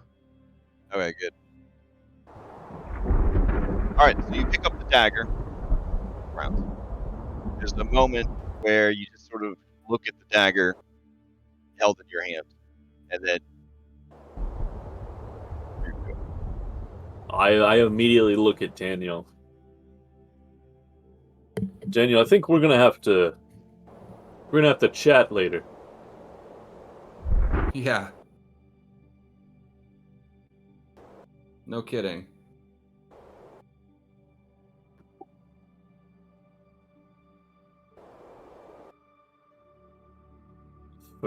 For now, I turn back towards the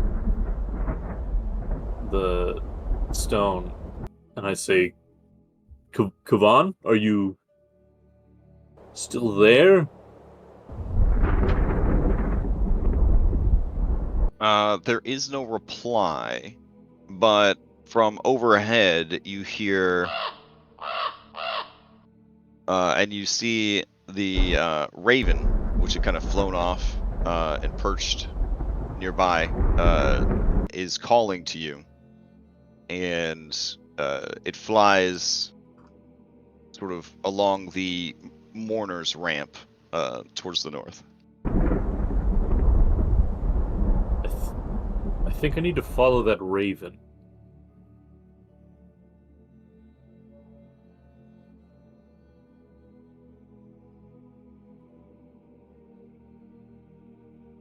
Why? Yeah, what's It- up? Yeah. The dagger, it's connected to the fanes, not the physical fanes, but the fanes are these three sisters, I suppose. They're what used to hold the power of the land before it was stripped away from them and given to Strahd. They say that if they're restored, which is something we'd already planned on doing, that they can bring the sun and the light back and make the land not so dark. Got all that from picking up that dagger? It was a weird timey-wimey sort of thing, but yes. Oh, this whole place is bullshit. Also, that ghost's name is Kavan, as in like Kavani. Like he's like the first one, I think. I don't know what that means, but It means his ego's big enough that he named his people after himself. a lot of times it's later generations that do that. It's not normally the person themselves. At least in our history. I'm assuming it's probably the same here.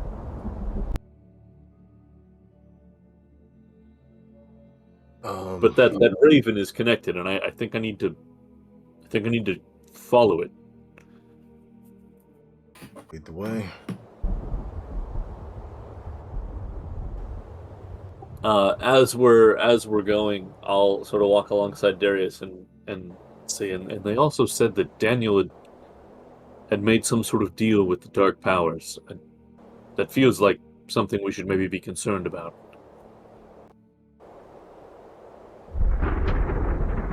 Didn't Eric do something similar?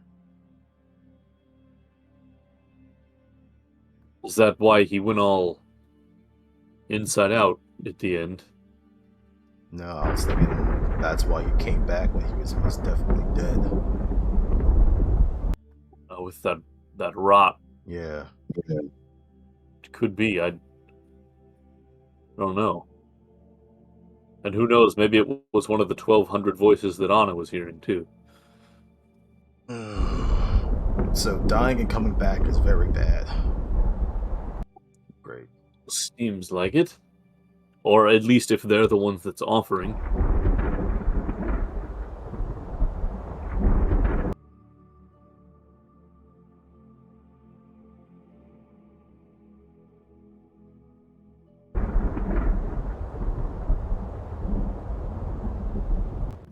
So is anybody else coming with me and Darius, or is it just me and Darius with Shane I don't know. Shane go. crossing his arms and saying, "Well, I'm not going." Yeah, that's pretty much what he's doing. Dang, tripling down. Yeah, he's All like, fuck this hill and everything on it. Yeah. That's right. fair. You follow the Raven for a bit, and it comes to settle on a stone cairn that seems to be unmarked and unremarkable. As it does, it pecks its beak, dink, dink, dink, dink, dink, dink, on the cairn. Seems disrespectful. I'll walk up and, assuming the bird doesn't react, I'll touch the cairn and see if anything happens. You're made of stone. The Raven looks at you like it's exasperated, and it goes dink, dink, dink, dink, dink, dink on the cairn again. I tap the cairn multiple times with my finger. As we look over the cairn, does it look like there's any indent or hole or something? You can give me an investigation. All right. Oh wait, we don't have that anymore. You can just give me a perception. I'm looking for the skill, but I don't find. Wait. Yeah. Fuck? It's gonna take a little bit of time. But yeah. So I have Battlemaster Tactical Assessment, Okay. which means whenever I make an investigation or a history or an insight check, I can spend a superiority die. So I get to do that on perception checks now. I guess so. Yeah. Damn.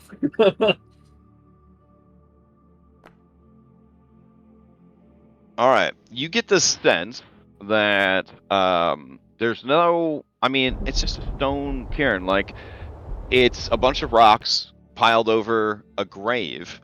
But as you are looking at it, you see that it's like overgrown with like moss and like there's grasses and everything. Everything here is like really unkept. You think that you see the end of maybe a spear or a staff, just kind of jutting from the stone. He'll kind of like look at it, kind of tilt his head a little bit, try and make out a little bit more of the details, and then he'll point Tyrion into it. He'll be like, Does the Raven keep tapping the? Yeah. It's just so frustrating. It's like a person that's playing charades, but like they don't know what to do. I start tapping it with the dagger. Like, is this? It flies into your face. It starts screaming at you. "Well, that's It's going so on." It's so frustrated. Well, that's going on. I'm gonna clear off. I'm gonna clear off the stuff from the staff or spear or whatever the fuck this thing is. It's wedged in there pretty good. It's like it was hidden in there with the stones of the cairn. You would have to move the stones out of the way or risk breaking the stick. Think you can help me with this? We're just disassembling an old cairn now. I'm assuming with a 31 perception, I probably see the stick though. Yeah, sure. You get that side. I'll get over here. Yeah. Okay. With your collective strength, you should be able to kind of move and shift the boulders aside. As you do, you reveal a spear. The spear seems simple, ancient, and somewhat tribal in nature. But despite its age and being trapped beneath these stones for who knows how long, the blade is exceptionally sharp.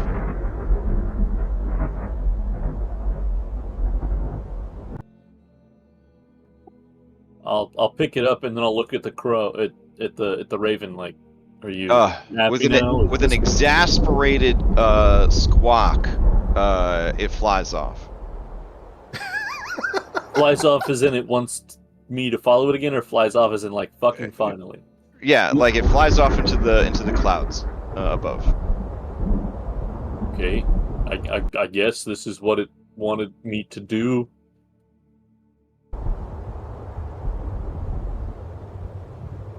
This feels like we're on our way back now. Darius, have you ever played those like RPGs where you have to take one item, and then that item takes you somewhere else, and then that item takes you somewhere else, and all that happens is that you just have too many items? This feels like that. No, I was not really a gamer. That's more max speed. But I've watched you play some of that stuff. Fetch quest. That's it. Sort of like a cyclical fetch quest. I mean, So- old lady Dula did say this place had a, or was it Jenny? I can't remember. One of them said that this place had a bunch of magic items. So whatever that means. Guess they weren't wrong. Alright. You guys follow the angry shouts of Shane Masters back towards the exit of Yesterhill. All are gathered, I guess, at this point. Alright. What do you do now? Do you want to head out? Yeah, I think we go find a camp in the woods. Is the plan. Yeah. Okay. All right, so we'll do 4 hours of travel along the road / to the northeast. Those of you who stayed back by the shrine and the entrance, you do see that upon their return, they have a large ancient spear with them.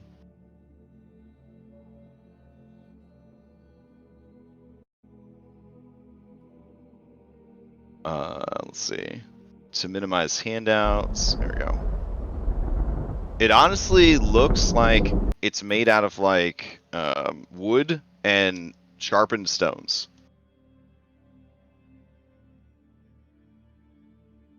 Is that blood on it? There is, yes, there's dried blood all over it. It reads tribal all over it. All right, so let's do some walking down the road. Here we go. You guys aren't doing any exploration stuff, right? You're just walking down the road, like because you're trying to make some good time, or you actually. Yeah. Okay. Although the scout one, right? The scout one could help us locate the. Any exploration It's- activities, we have to move at half speed. Correct. I think we move full speed now, and then when we're trying to find them tomorrow, we move half speed and do like scouting. Okay. Sounds fun. Okay. Let's see. All right. As you are walking along the road heading northeast, you see on the side of the road, and you can't believe you missed it on the way in, maybe because you didn't take the road on the way in. You went through the woods. I think you did that, right? I think so. I think Yeah, we you headed took the woods, but then you wrapped around to the ramp, right? You went Yeah, direct and- south. Yeah. Okay, so it makes sense why you didn't see it. You see a very poorly hidden barrel of wine.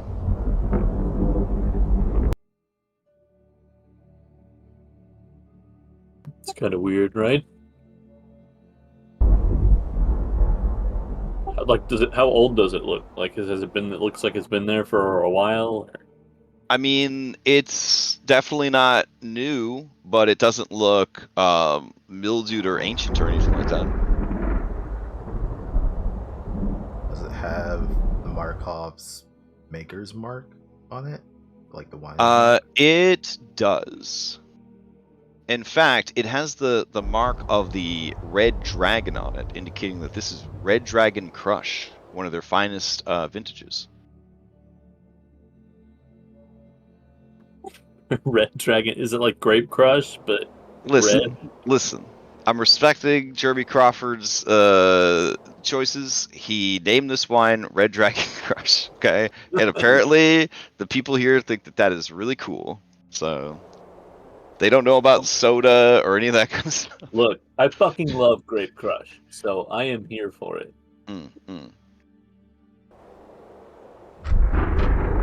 It's a non-sparkling red wine that has overall a relatively sweet taste. Which, in a land with sugar issues, anything sweet is going to be a welcome thing. Some describe it as a tantalizing flavor. Does it list all of this on the side of the barrel? No, this would just be stuff that I think Lyre would be able to kind of impart to anyone, because, I mean, ain't no way you just drinking water, right? Like, that's crazy. His hackles are up a little bit because this is weird. Oh, yeah. This should not be here. Your Peter tingle should be going crazy right now. Do we want to? Seems weird. Do we want to check out the wine barrel? I don't. This is my point of view. There are two people that would have wine in this land. One of them no longer exists. They could have been loot. They could have been bringing it back after they wiped out the winery, or they could Would have. they hide it this poorly? If it was for them, When I say it's hidden poorly, it's like when your 5-year-old is playing hide and seek and they hide behind the curtains with their feet sticking out. Like that's how poorly hidden this So is. Tiernan, as one person with perception, looks at another person with perception. like it's obviously maybe.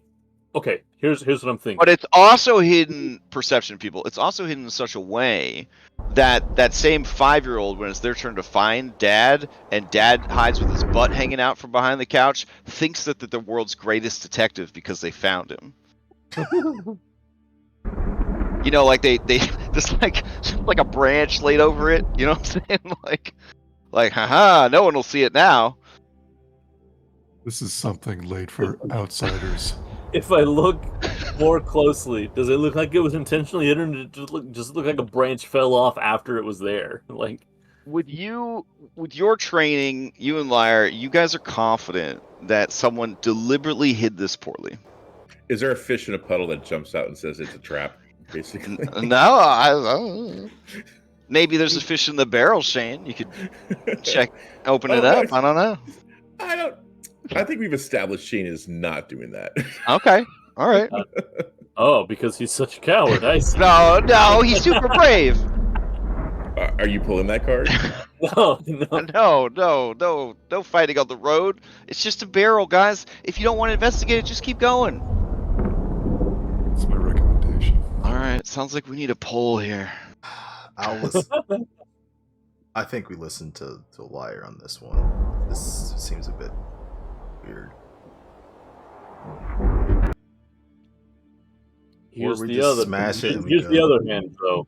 If this is a trap by the faithless, and if there's faithless around, and we don't take care of them, they will be able to know that we're here and tell the rest of them. You really think the faithless have wine? I think that they've raided the winery literally twice. Well, I don't think they didn't rate it for the wine. Tiernan, with your high perception, you hear Baratheon murmur under his breath, or their breath. I wonder if every decision they make takes this long. Tiernan just looks at him and says, yes. Yes. Don't worry about Have me. all the time in the world. Yeah, I'm immortal, so it's fine with me. How about we just smash it and just head on out? I think we either do nothing or we properly investigate it. And we do nothing. All right, that's 3 for nothing. You guys head on and leave the Ring of Wishes on the side of the road. Sounds good. Let me clear chat. There we go. Okay. So, hour number 3. There we go. And hour number 4 is now in the forest. Ooh. Okay. Oh, all right. That's interesting. Hold on just a sec.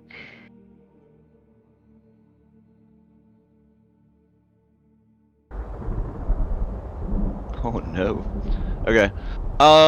As you're walking along, I need everyone to give me a D20 roll. The highest roll will be a winner. All right, well, I rolled high, which means it's not going to be a good thing.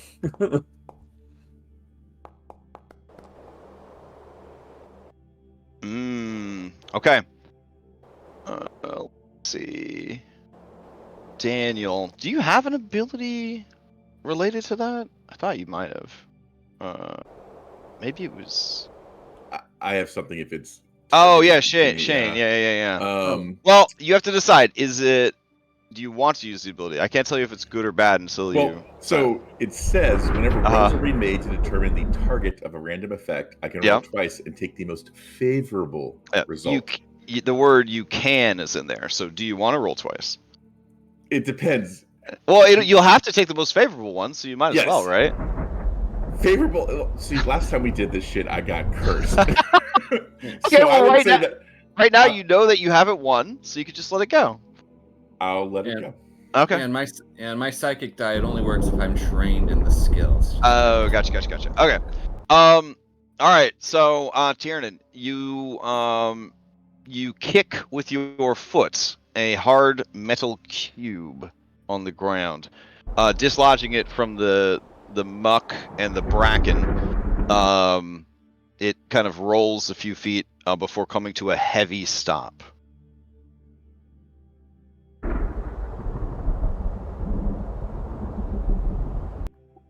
How when I accidentally kicked it, how heavy did it seem? It was hard enough that your foot kind of smarts a little bit even through your boots. I'm gonna look around, and then I'm gonna bend down to pick it up. Okay. It is a cube made of shapes of many different metals. It seems to be some sort of puzzle device. It is surprisingly heavy, weighing about 5 pounds.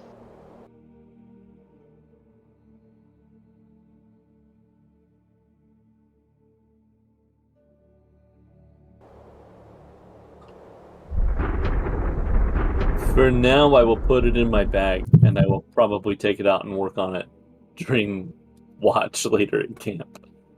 Okay. Sure. All right. You could just mark it metal puzzle cube. There's no item for it because it's just not that important. Spelled lament configuration. All right. That is the final hour. So at this point, do you want to push or do you want to set up camp? Probably set up camp. All right. Yeah. Okay. So that's gonna be. I need a person on watch. Assuming That'd be me. this guy. All right. And then the 5 of you, I need survival checks with strength, intelligence, or wisdom. This will set the difficulty. You guys are getting pretty used to this, so the DC is only going to be a 10.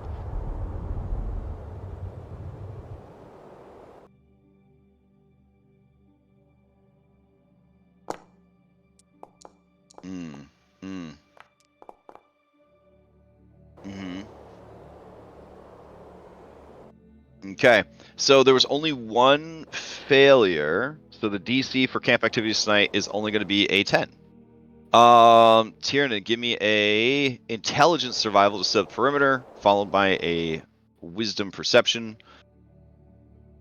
to represent your watch during the night.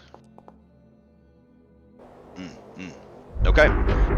The rest of you, or everybody here, you would gain the benefits of a short rest if you have one available still, as part of building the campsite.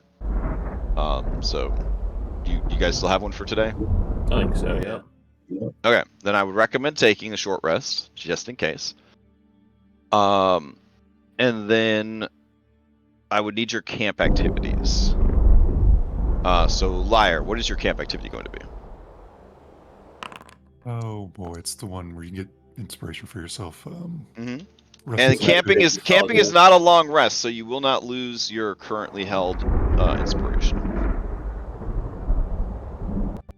Wisdom check, I believe. And you get one hit die back on the short rest, so remember that, guys. So I spent one and got one back.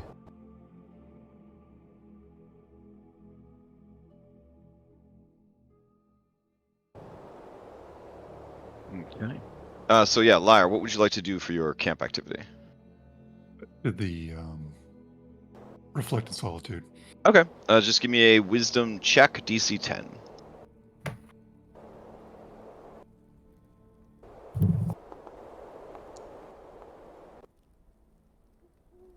All right, that's a success. Go ahead and add an inspiration. Shane Masters, Yep. what are you gonna Shane- do? How's Shane holding up? I mean, that was a pretty manly ghost, just calling you a coward in front of everybody. And ever since that happened, Mackenzie has not made eye contact with you. Okay. So Shane's actually going to take that really hard because another one of his fears is being left alone. So she is not helping him after he checked on her explicitly after the fight too. Yeah, but unfortunately, now hear me out. Maybe I'm just imagining this, but it feels like toxic masculinity affects everyone, and that women, despite saying that they hate toxic masculinity, they also hate seeing a man be weak. You know what I'm saying? Except she never even actually saw him be weak. She just saw him be called weak by an old man. I know, all but he did was hesitate taking a weird ass blade. Yeah. So sometimes you are how you react to the things that happens to you. You know. So Shane sees that Mackenzie is ignoring him, and something triggers in him, and he goes up to Esmeralda and tries to put the moves on her. Oh, okay, sure. Because she seemed receptive to it, and yeah, Esmeralda is always DTF, down to find monsters to kill. So go ahead and give me a persuasion.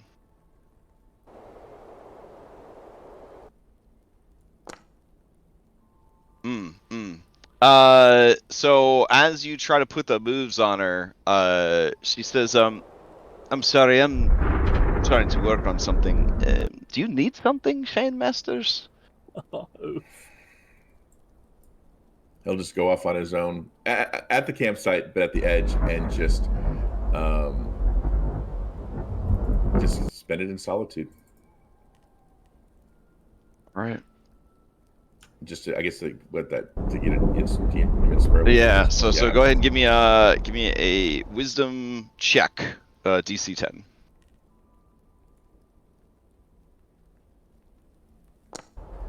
Okay. Yeah, you get an inspiration. Daniel, what do you get up to? All right. Daniel, seeing Shane Masters kind of dejected, down on his luck, will attempt to cheer him up with a story. Okay. All right. I believe the story is a performance, right? But it also is a history. Let me see. Anna used to do these all the time. I use performance. Performance? That's because I had a pretty massive stat for it. Dang. Okay. That's how I describe it for sure. I am full up on inspo, by the way. Okay. They're full on inspo. It could be Arcana, History, or Religion, or carrying an interesting book. So no, if you are proficient in Arcana, History, or Religion, or are carrying an interesting book, you can roll a performance check. Oh, that makes sense. Okay, so you have to know shit to then tell the story. Okay, got it. Sure. But all of you have the meta skill, so you don't have to be original because you're Americans, so you could just talk about movies that you've seen and stuff. Oh sure. Oh no, I got something. He hasn't seen anything after 1985. Oh no, it's not an actual story so much as it is reminiscing. Oh. We're gonna fire up our podcast. Dungeon delving with Shane Masters. Okay. So even though he's full on inspiration, you still want to help this man? I love it. I'll tell you what. If you because you are that dedicated to your friend, if you succeed, you can have the inspiration. Oh, fair enough. All right. Yeah, he's gonna sit. He's gonna sit next. Will no longer be a coward. Well, he's gonna sit next to. Well, he's gonna sit next to Shane Masters, and He's gonna say, you remember that time Ludmilla had us brought up to her workshop, and she kept trying to turn us back and forth into chickens all night. She got so mad that she couldn't make it last more than like 12 seconds. It's hilarious in its own way, but man, all that flapping around it's kind of rough. About the third or fourth time, she just ended up like strangling me and like bringing me back, and there's something to be said for making her choke the chicken. Hey. As Daniel drops this sick punchline, Shane, you hear the tittering of laughter, and you look over and you see Izzy, Mackenzie, and Esmeralda are having an amazing time over by the campfire. What I'm trying to say, Shane, is they got even that bitch has her limits. There's things she can't do. Like, we got to remember that if we're gonna make it. All right, give me your performance check. DC 10. All right. Okay, yeah. Daniel, you're inspired by your story, and you're pretty sure Shane's inspired too. Okay. Okay. Dungeon Bros. Shane, were you inspired by that story? Oh yeah. Shane is so like he looks at Daniel like what the fuck, dude? Like God damn. and All right. just gives him a look, doesn't say anything, and then just goes back to just like messing with his dagger and like the obsidian that he has. Fair. All right. Darius, what's your camp activity? Ooh. Darius. He's gonna go over to Esmeralda and kind of ask her if he can look at her prosthetic, because that was part of the offer for helping Mac. Oh man. Okay. And see, he's not gonna take off her leg and start working on it, but he wants to start like picking up ideas of like what she would like done to it when we have the time. So right now he's just planning. So yeah, as you approach and ask her that, she blushes a little bit and she says, "That is so forward of you." And Mackenzie and Izzy both kind of laugh a little bit. Not mean girl laugh, just kind of laugh at the situation. But if you were all maybe off on your own feeling really bad, you would see Darius approach the three women, and the three women act happy and favorably towards Darius walking over. Darius picks up on all this. Yeah, she says a deal is a deal, and she kind of rolls up her pant leg. And then when that's not really working, she just shrugs. She stands up, and she takes her pants off, and then kind of allows you to take a look at the leg. Because she's very practical. Well, I wasn't going that far, but that works. And yeah, he'll take Mac's notebook where he has the other sketches, and he'll start kind of drafting some stuff. Okay. Yeah. So give me an intelligence crafting, and then success here will help you later. Okay. I'm gonna spend my DM inspiration on this one.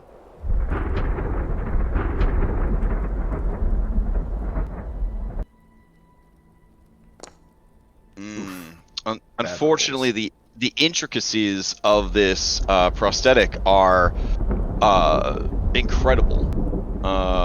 It is hard to tell when she has her pants and boots on that it's even a fake leg, and the way she moves on it is very fluid. But there's also the material and the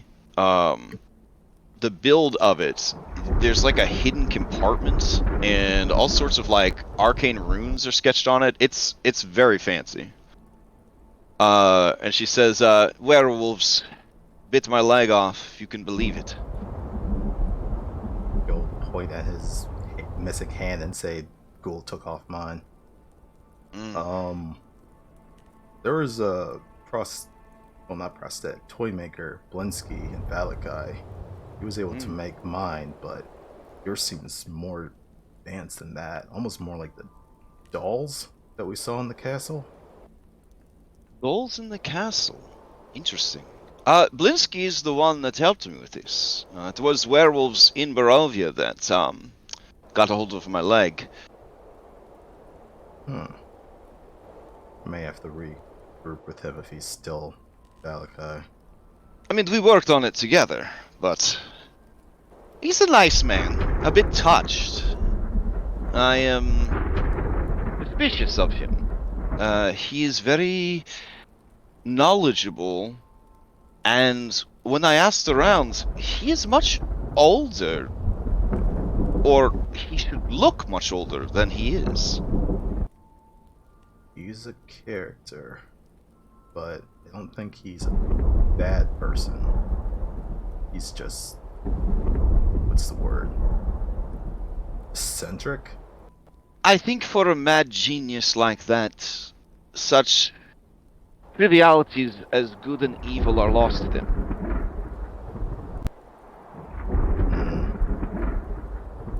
Well, I'll try again some other time. Maybe I'll actually come up with something.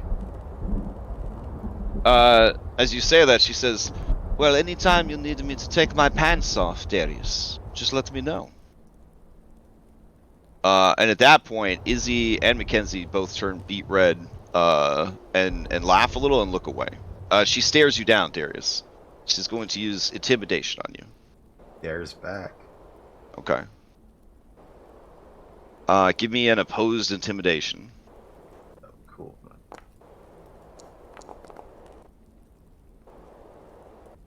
All right. She breaks eye contact first, and kind of smiles and blushes a little bit. All right. He'll also get the amulet back from Mackenzie after she's done with it. Okay. Yeah. She says that I was talking with Ez about this, and it's apparently. What did you say it was? And she says it's an intelligent item. So the item has its own spirit or mind. It believes in itself and its purpose so much that it imitates the faith of a cleric or a paladin or some other holy person. You or whomever decides to carry this item, to bind to it, they will serve as its vessel, to walk around and enact its justice upon evil. Mackenzie says, so the problem is, if there's vampires around, it's going to want to kill those vampires. So if we had a vampire with us, it would be a problem. And whoever we give it to, they need to have a very strong sense of self. She looks at Esmeralda nods. And then Meta, you see charisma saves. To resist fighting a vampire? No, to resist the holy symbol of Ravenkind forcing you to hunt and kill vampires if they're available. Ah, okay, that's totally fine. There's a couple of vampires that made Mackenzie cry, so Darius wants to go beat the fuck out of them. So Okay. he'll take it back. Okay. Hell yeah, vampire hunt! Alright. Then that would conclude our camp activities, unless anyone has anything else they need to say While or I'm not address. I want to fiddle with the puzzle cube. The puzzle cube represents a fun minigame where you must spend downtime activity to try and solve it, essentially. So okay, I just spend time getting familiar with it then. Yeah, you get the sense that there's a lot of interlocking pieces here that need to be slid and moved and swiveled, and that there's a lot going on here. you imagine that it would be essentially just a raw intelligence check, unless you had lore puzzles. Lore puzzles, amazing. Or something similar. Like Lord Gambling? I don't know if gambling would really help you in this. Like it's more like you're trying to literally puzzle it out. It is a puzzle box. Whether or not it contains anything or does anything, or if it is just a diversion, is unknown. This is just. But I straight- mean, in most horror movies, when there's a puzzle box, only good things happen if you solve it. I've heard. So. That's true. Mm-hmm. All right. Everybody knows that. Does anybody allow Baratheon to interview them? Sure. Oh, okay. I'm up anyway. All right. Yeah, they don't really sleep that much. Liar kind of knows what that's all about. Just kind of trance out. So as they are interviewing you about your life, they only really want to focus on death. Is your family still alive? If not, how did they die? Like, have you almost died? What was your childhood like? Did you have any pets that died? How did that make you feel? How do you feel about death? How do you feel about life? And so on and so forth. So the core question here is, it all boils down, what does death mean to Tiernan Beckett?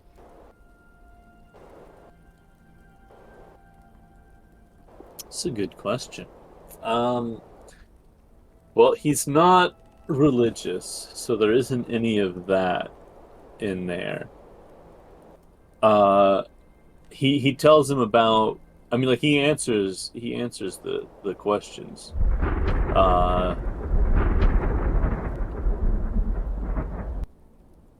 Right, but what is the? So I don't think what, Tiernan's afraid of death necessarily. But it's definitely something that he's not looking forward to. And he's had to think about it a lot more coming here, since it's a lot more likely to encounter death in Barovia than it is just like as a bartender. So he does think about it a lot, and he doesn't really have like a definite, this is how I'm feeling. It's more of he's in the process of like internally reflecting on how he feels about it, because he's been forced to since coming to Barovia. And then, point blank, they ask, "What is death?" It's just, before coming here, I thought it was just the end of your existence. You were the universe experiencing itself when you were alive, and then once you died, that experience stopped. But now, seeing magic and all of these other beliefs and religions and some proof that they might actually be real, I don't really know anymore. I don't know. All right. You watch them write in Elvish script, so just basically a lowercase cursive F repeated forever.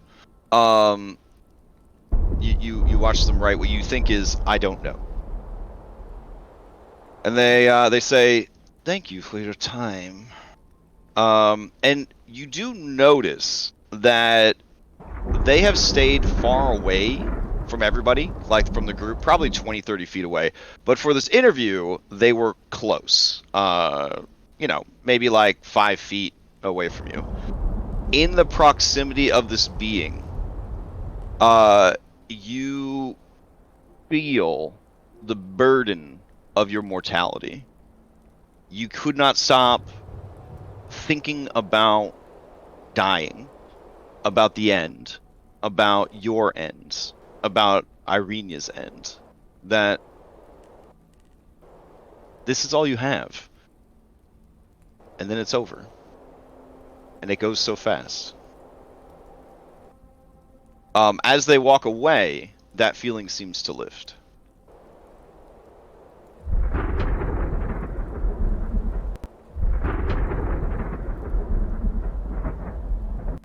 All right. So, I will roll secretly if there's anything interesting happening that night, unless anyone else has any other things. Otherwise, okay, here we go. Steve? Oh. Oh. Okay. The night passes without interest.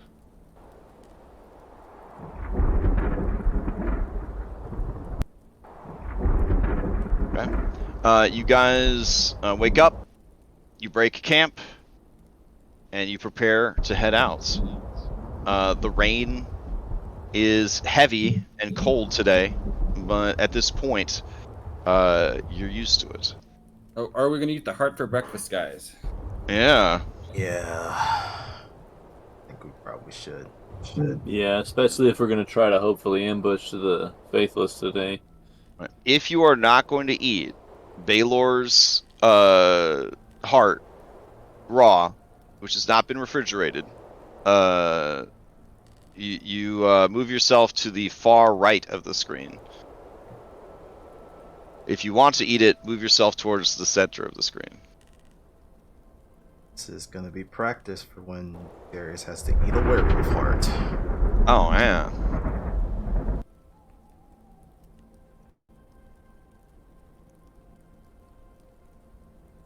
All right.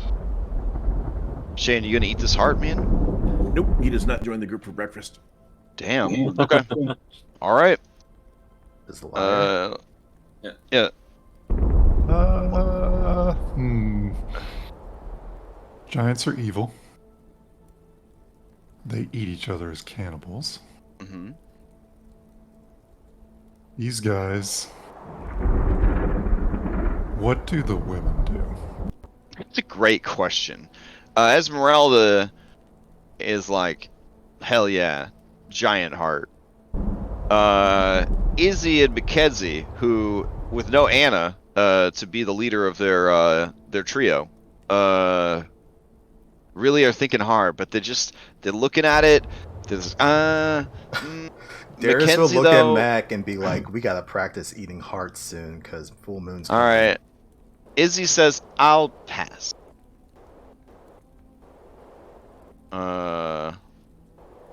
Irenia, she's kind of like, do we really need to eat this heart? I mean, it's pretty gross. And, like, he was our friend, and nah, I'm not going to.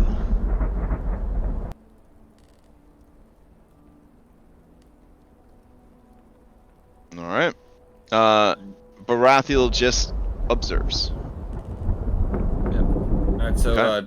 Daniel will take a slice, and hold it out to everyone else. Say, for Baylor, giant, badass, friend. You're He'll here. partake. All right. So, if you do not normally partake in cannibalism, I will need you to make a Constitution save to see if you can force yourself to do this and keep it down. Daniel, you will have advantage to this because he was your friend.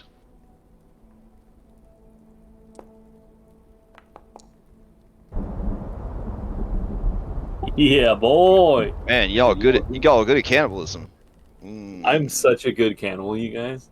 We're Okay. from different planets. And I and so taught you guys forth. well. Let's see. These two ladies have to roll real quick. You wanna do it, Thor? You can roll for Mac, yeah. Alright.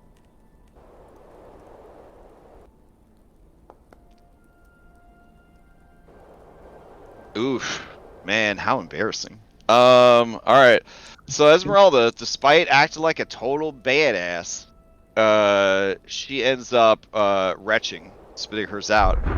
The rest of you all succeed. I just smirk a little bit, and then I say, "Yeah, it was. Honestly, it wasn't as bad as I went in expecting it was going to be."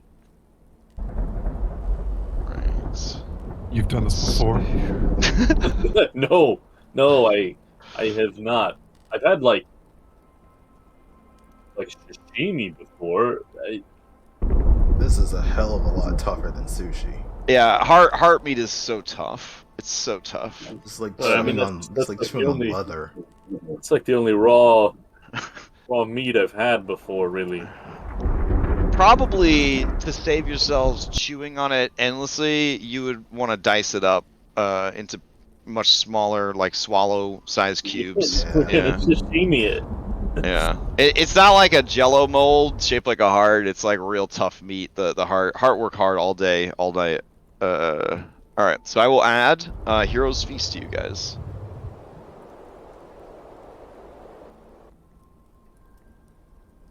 All right. Each of you may roll 2d10 and add it to your max HP, and then heal yourselves that same amount. Nice. Yeah. Esmeralda looked super embarrassed, but excuses herself to go pack her stuff.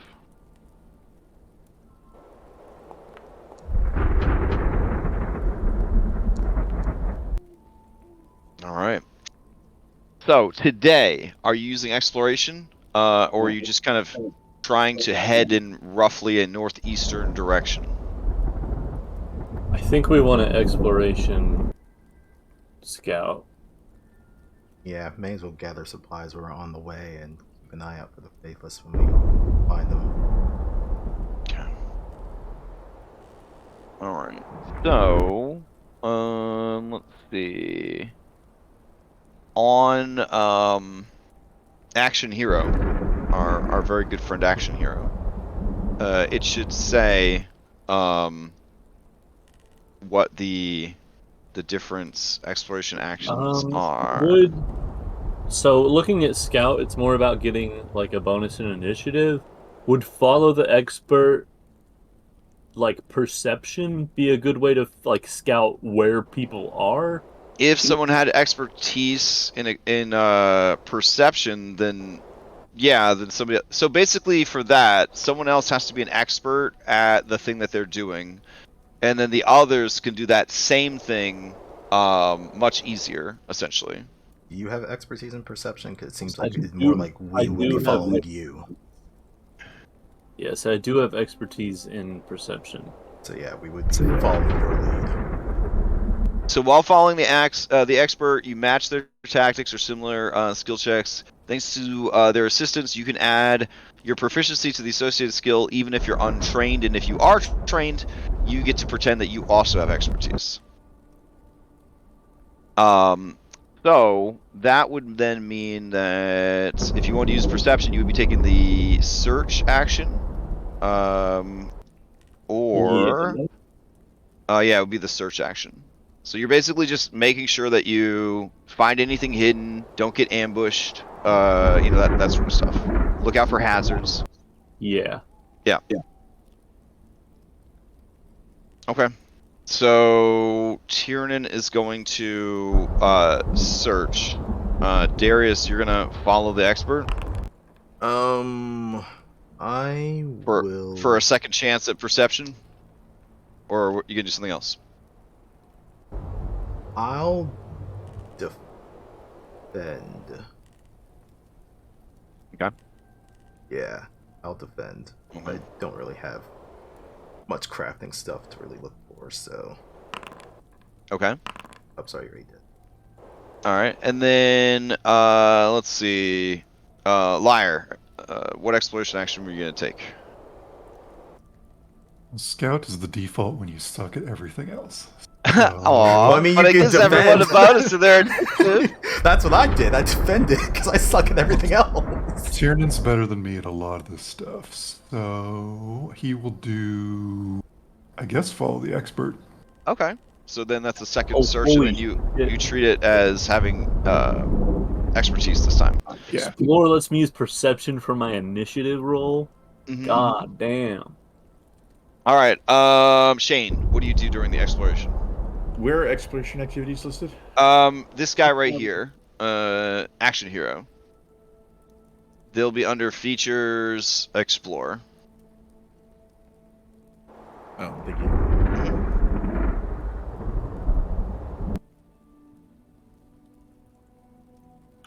He would do avoid notice because he Okay. doesn't want to be around anybody else. All right, sounds good. And then Daniel, what do you get up to? Yep, same thing. Avoid notice. Okay. All right, very nice.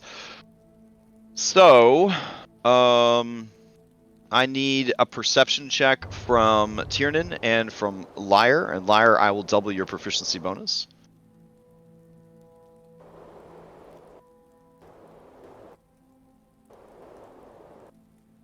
All right, and I'm gonna do one of my tactical assessments also. Okay. Okay. And let's see if there's any encounters. Alright. First hour.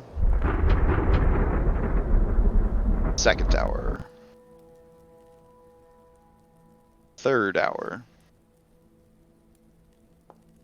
Fourth hour.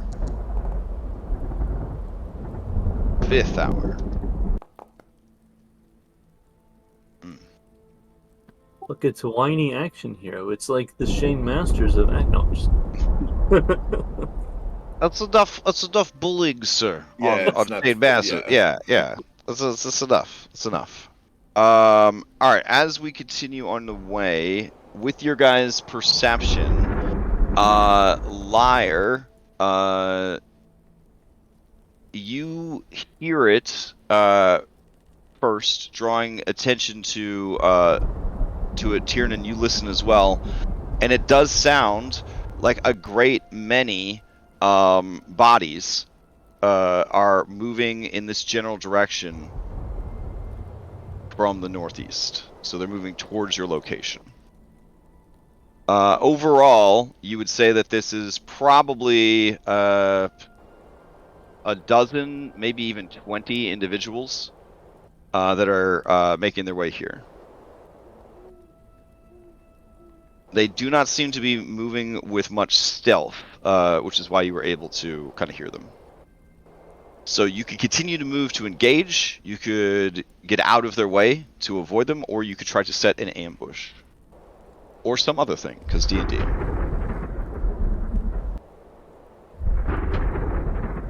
So, do we know anything about these stones that we're looking for? Like size, or like are they kept in some sort of special container? They were described as being larger than an apple, maybe like smaller than a loaf of bread. They have sort of a very dim inner light to them. And one is blue, one is yellow, and one is green. Think that we should watch them and see if we can guess who has it, and then maybe follow along, trying to find a spot to ambush that specific person, maybe with a smaller group. Any other ideas or suggestions? This is knowledge that we all have now, right? We're all discussing this. Mm-hmm. Just want to be quick, certain. Yeah, I'm assuming that the two that were searching have kind of let you guys know the situation. Okay, and cool. Any side of their big guy? Yeah, they went with their whatever that champion thing was from the tree. I think we probably would be hearing that thing, right? I mean, based on the accounts you've heard of the thing, you imagine that if they could hear the people coming, they would have heard the thing as well. Yeah. Maybe we should just keep watching until we get like actual confirmation of what the hell that group is.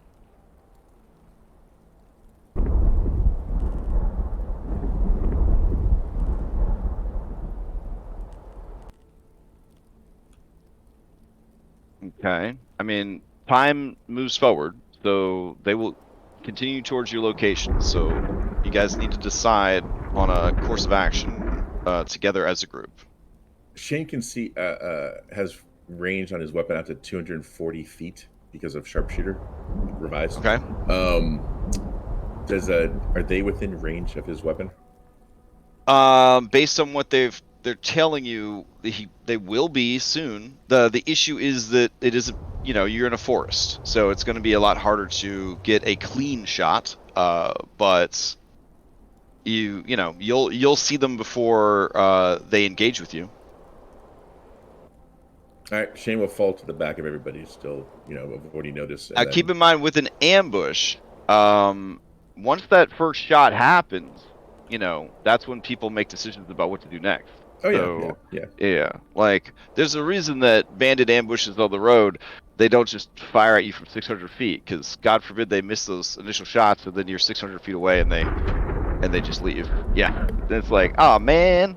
But you'll definitely be able to kind of post up and see them as they approach. I think we should probably hide and stage an ambush, and if we don't see what we want, we don't attack. Just let them go by. Yeah.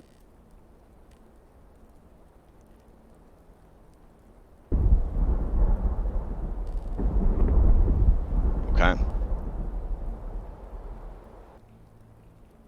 So, unless I hear otherwise, I'll move you guys over to a map where you can attempt an ambush. Right.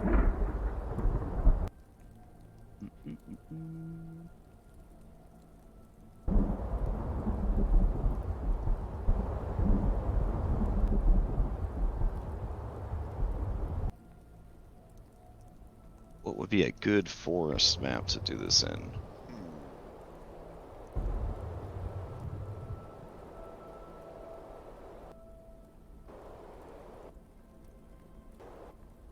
Yeah, this is a good one. Okay.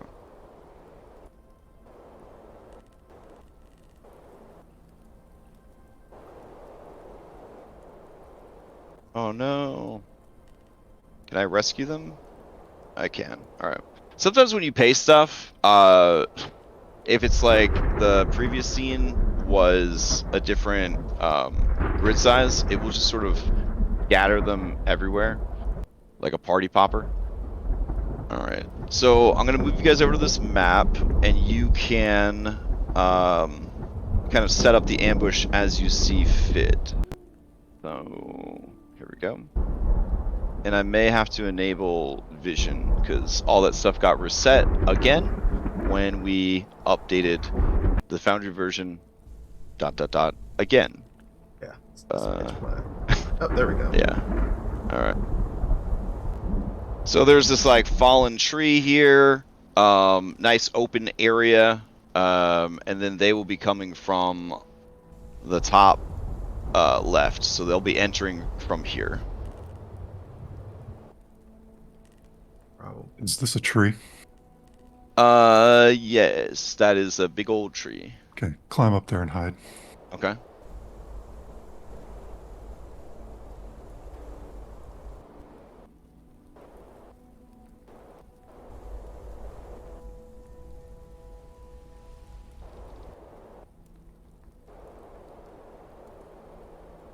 All right. Your observer is just going to kind of stand off to the side, and as they do, they seem to sort of just melt into the shadows. Does that person have the same power that Lyre does? I don't know. It's not a wood elf power. No. Oh, okay. Yeah. This is just me describing their decent stealth score. So, if it sounded cool and mysterious, then they succeeded in what they were trying to do. So, all right. Tiernan, you just gonna hang out in the open, or? Yeah. No.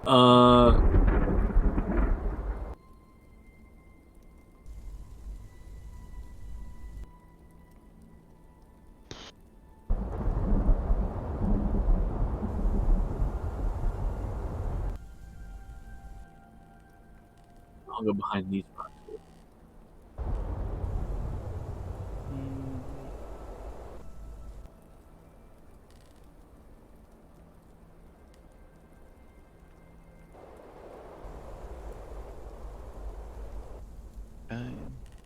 Is anybody getting like random sound like changes and stuff, or yes, no? There's thunder. That's I'm it. still hearing the thunder. I don't know if that's supposed to be here or not. Oh, that's weird. Oh yeah, it's just playing Rainy Town Forever. All right, no. I was wondering about. Okay. I don't know what was triggering that, but I've turned it off. Okay. All right. Let me see. Oh, buddy. Okay. And then.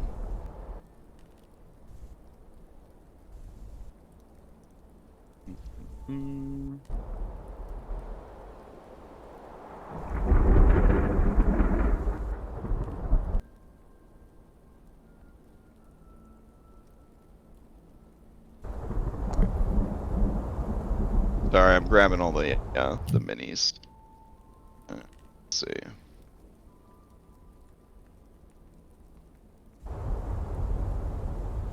All right. So you see this group of faithless come into view. They all look haggard and confused and frustrated, and they are moving at a brisk pace. They seem to know their way around the wild places of this world, and none of them sort of trip or falter too much, but they are not taking any sort of pains to be stealthy or hidden. You see amongst their number, there is an individual who looks like a walking corpse. They have a filthy, matted beard that sort of tangles into their hair. Their face looks like it has been broken and fixed many, many times, and their eyes are two orbs of blood. Growing on them, you see all manner of plants and fungus, and you see that they have a long staff, a Gulthais staff, that no longer twitches or moves. All right. Because of the brisk pace that they are going at, and the fact that you guys had time to sort of prepare this ambush, they are not going to notice you because I'm just going off of your passive stuff. But I will roll a perception for their whole group just for shits and giggles to see what. Yeah, no. They are too preoccupied with their movements. So I guess the question is, when do you spring the trap? Do you spring the trap? Does the weird undead looking guy have any sort of like bag or anything that he could have the Yes. food? As you look at him, he definitely has a satchel that would be of the appropriate size to carry the stone, and it does have sort of the weight of a big stone football is in there. There is no sign of their tree monster. What do you think, Shane? Let him get close to the middle and then shoot the leader? Not like right here. Oh man, I'm like what 100 feet away from you guys. Well, we're all on There's also a timer here, the gentlemen. psychic walkie-talkies. The Daniel network. Yes. I guess they're waiting for your call, Shane, when you want to take the shot. Shane just says, "I'll do whatever you guys tell me to do." Wait. He's kind of checked out, so you guys just activate him and he'll shoot. We can just tell him to give it up. He goes, "I can also attempt to shoot the bag out of his hand. Why don't you shoot the head off his body? I can do that too." I think that's the play then. All right. Do you want to stop or? Do you guys want me to shoot? Take the shot. Shoot. I mean, I'm Take the not shot? at work. Alright, I'm alright. at work, but All right, he'll. All right, Shane, Daniel- you take one shot, and then that's where we'll stop for the week, and everyone will roll into initiative, and then you will ambush these druids at the beginning of next session. So let's see this shot with advantage because you are unknown to them. Okay.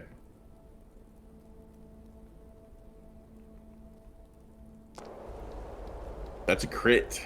God damn! All right. And Noise. there's something else that happens when I crit too. Okay. It's I kind of find it. I think it's gut shot. Yep. There we go. So that also happens. When you score a critical hit against a larger or smaller creature with a firearm, the bullet lodges itself in until the creature uses action to dislodge the bullet. It moves at half speed, has disadvantage on all attack rolls and ability checks. Yes. That's insane. All right, we'll have to make. If he is undead, though, he's immune to it. Oh, whoops. Okay. But just throw that out there in case he's Yeah. just looks All right. bad. So yeah, the bullet does lodge in this man's head for. Is that critical damage correct? Right over there, or do you have that barbarian thing where you're supposed to add another die of damage? Oh, I can add it as a combat maneuver, which I still have, so I'll do that, and that will give me another. Features Hell double shot yes. gives me another D10. Okay.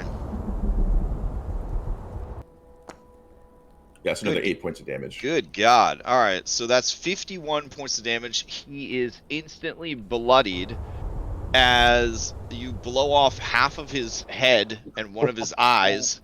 And he's still going, so you're pretty sure he's undead. Are aware that there is an ambush. All of them will be surprised. And this ain't Pathfinder, so you guys will have a full surprise round to try and wreck as many of these dudes as possible before all hell breaks loose. Okay, well done. God damn. So, that's a good way to end it right there. That's a good way to end it. All right. Quick announcements. Tonight we got Mythic Odyssey. Tomorrow we've got Alcazar Sunsets, and then Tuesday Abomination Vaults and Cyberpunk. Wednesday we're gonna try to play some Baldur's Gate 3, or I'll finish the job and I'll just cut off my whole hand this time. We'll figure it out. Thursday we got Curse of Strahd Nightfall. Friday I don't know what's going on. Saturday morning we got Alcazar High Noon, and then Sunday we'll be back here. So other announcements: Extra Life, less than 6 weeks away, moving into the 5-week territory. As of last night, sorry Lex, as of last night we have That's 10 fair. people. You're the 10th person, that's why I said sorry. Oh. So if you want to get on the waiting list to play for 25 hours straight, you certainly can. If you are like 25 hours, that's crazy. I respect myself. Self-care. I'm not going to hurt myself like that. You're right. But if you'd like to play for a little bit, maybe, we need a reserve list for when the people that think they can play for 25 hours find out they can't. So if you are interested in joining that reserves list, that is awesome. Contact me. If you have any ideas for things that might be cool for the marathon, if you want to help with the marathon, tracking donations, moderating chat, that sort of thing, let me know. If you know places that want to donate prizes or that want to donate to the thing, that's cool too. Donations will be used to power up your favorite players so that they have an easier or harder time during the marathon. Any of the players can be exploded at any time with a $20 donation, and then if they cause another one to die from their explosion, that one explodes too in a beautiful and horrible chain reaction of explosions. So the kill count will probably be very high this year. We'll have to see. What else is there? Red is running an Extra Life game as well this Wednesday. Yep. I believe there's one spot left. Yep. If you have not played in a Red Kobold game, they are very, very well done. So you kind of owe it to yourself he's to give it a amazing. shot. Yeah, you kind of owe it to yourself to give it a shot if you haven't played one of those games before, and you'll be helping sick children in the hospital. So if you don't sign up for it, I think that tells me everything I need to know about how you feel about sick kids in the Whoa, whoa, whoa, hospital. whoa, whoa, whoa, whoa, hold All on, right. hold on. Or you have Baldur's Gate 3 you have to play, so that's fine. He is going to be running additional one shots throughout the Oh, month until we get okay. to Extra Life Day. So if you don't make it Yeah, for this yeah, Wednesday, sorry. there will All right, still be some other ones. All right, I'll put my Catholic guilt arrows back in the quiver for now. But they're coming for you in November, first weekend in November. Them Catholic guilt arrows can be fired all over the place. All right, any other announcements before we adjourn? And Rhyme with Orpheus on Friday nights. Okay. All right, on that note, I have to go receive a 2-pound kitten that I am going to be watching for the next week or so. So that'll be fun. Hope everybody enjoys the rest of their Sunday, and I'll see you around the Discord. Thanks for running. Yep. Yeah. And thanks everyone for tuning in. Catch you next time.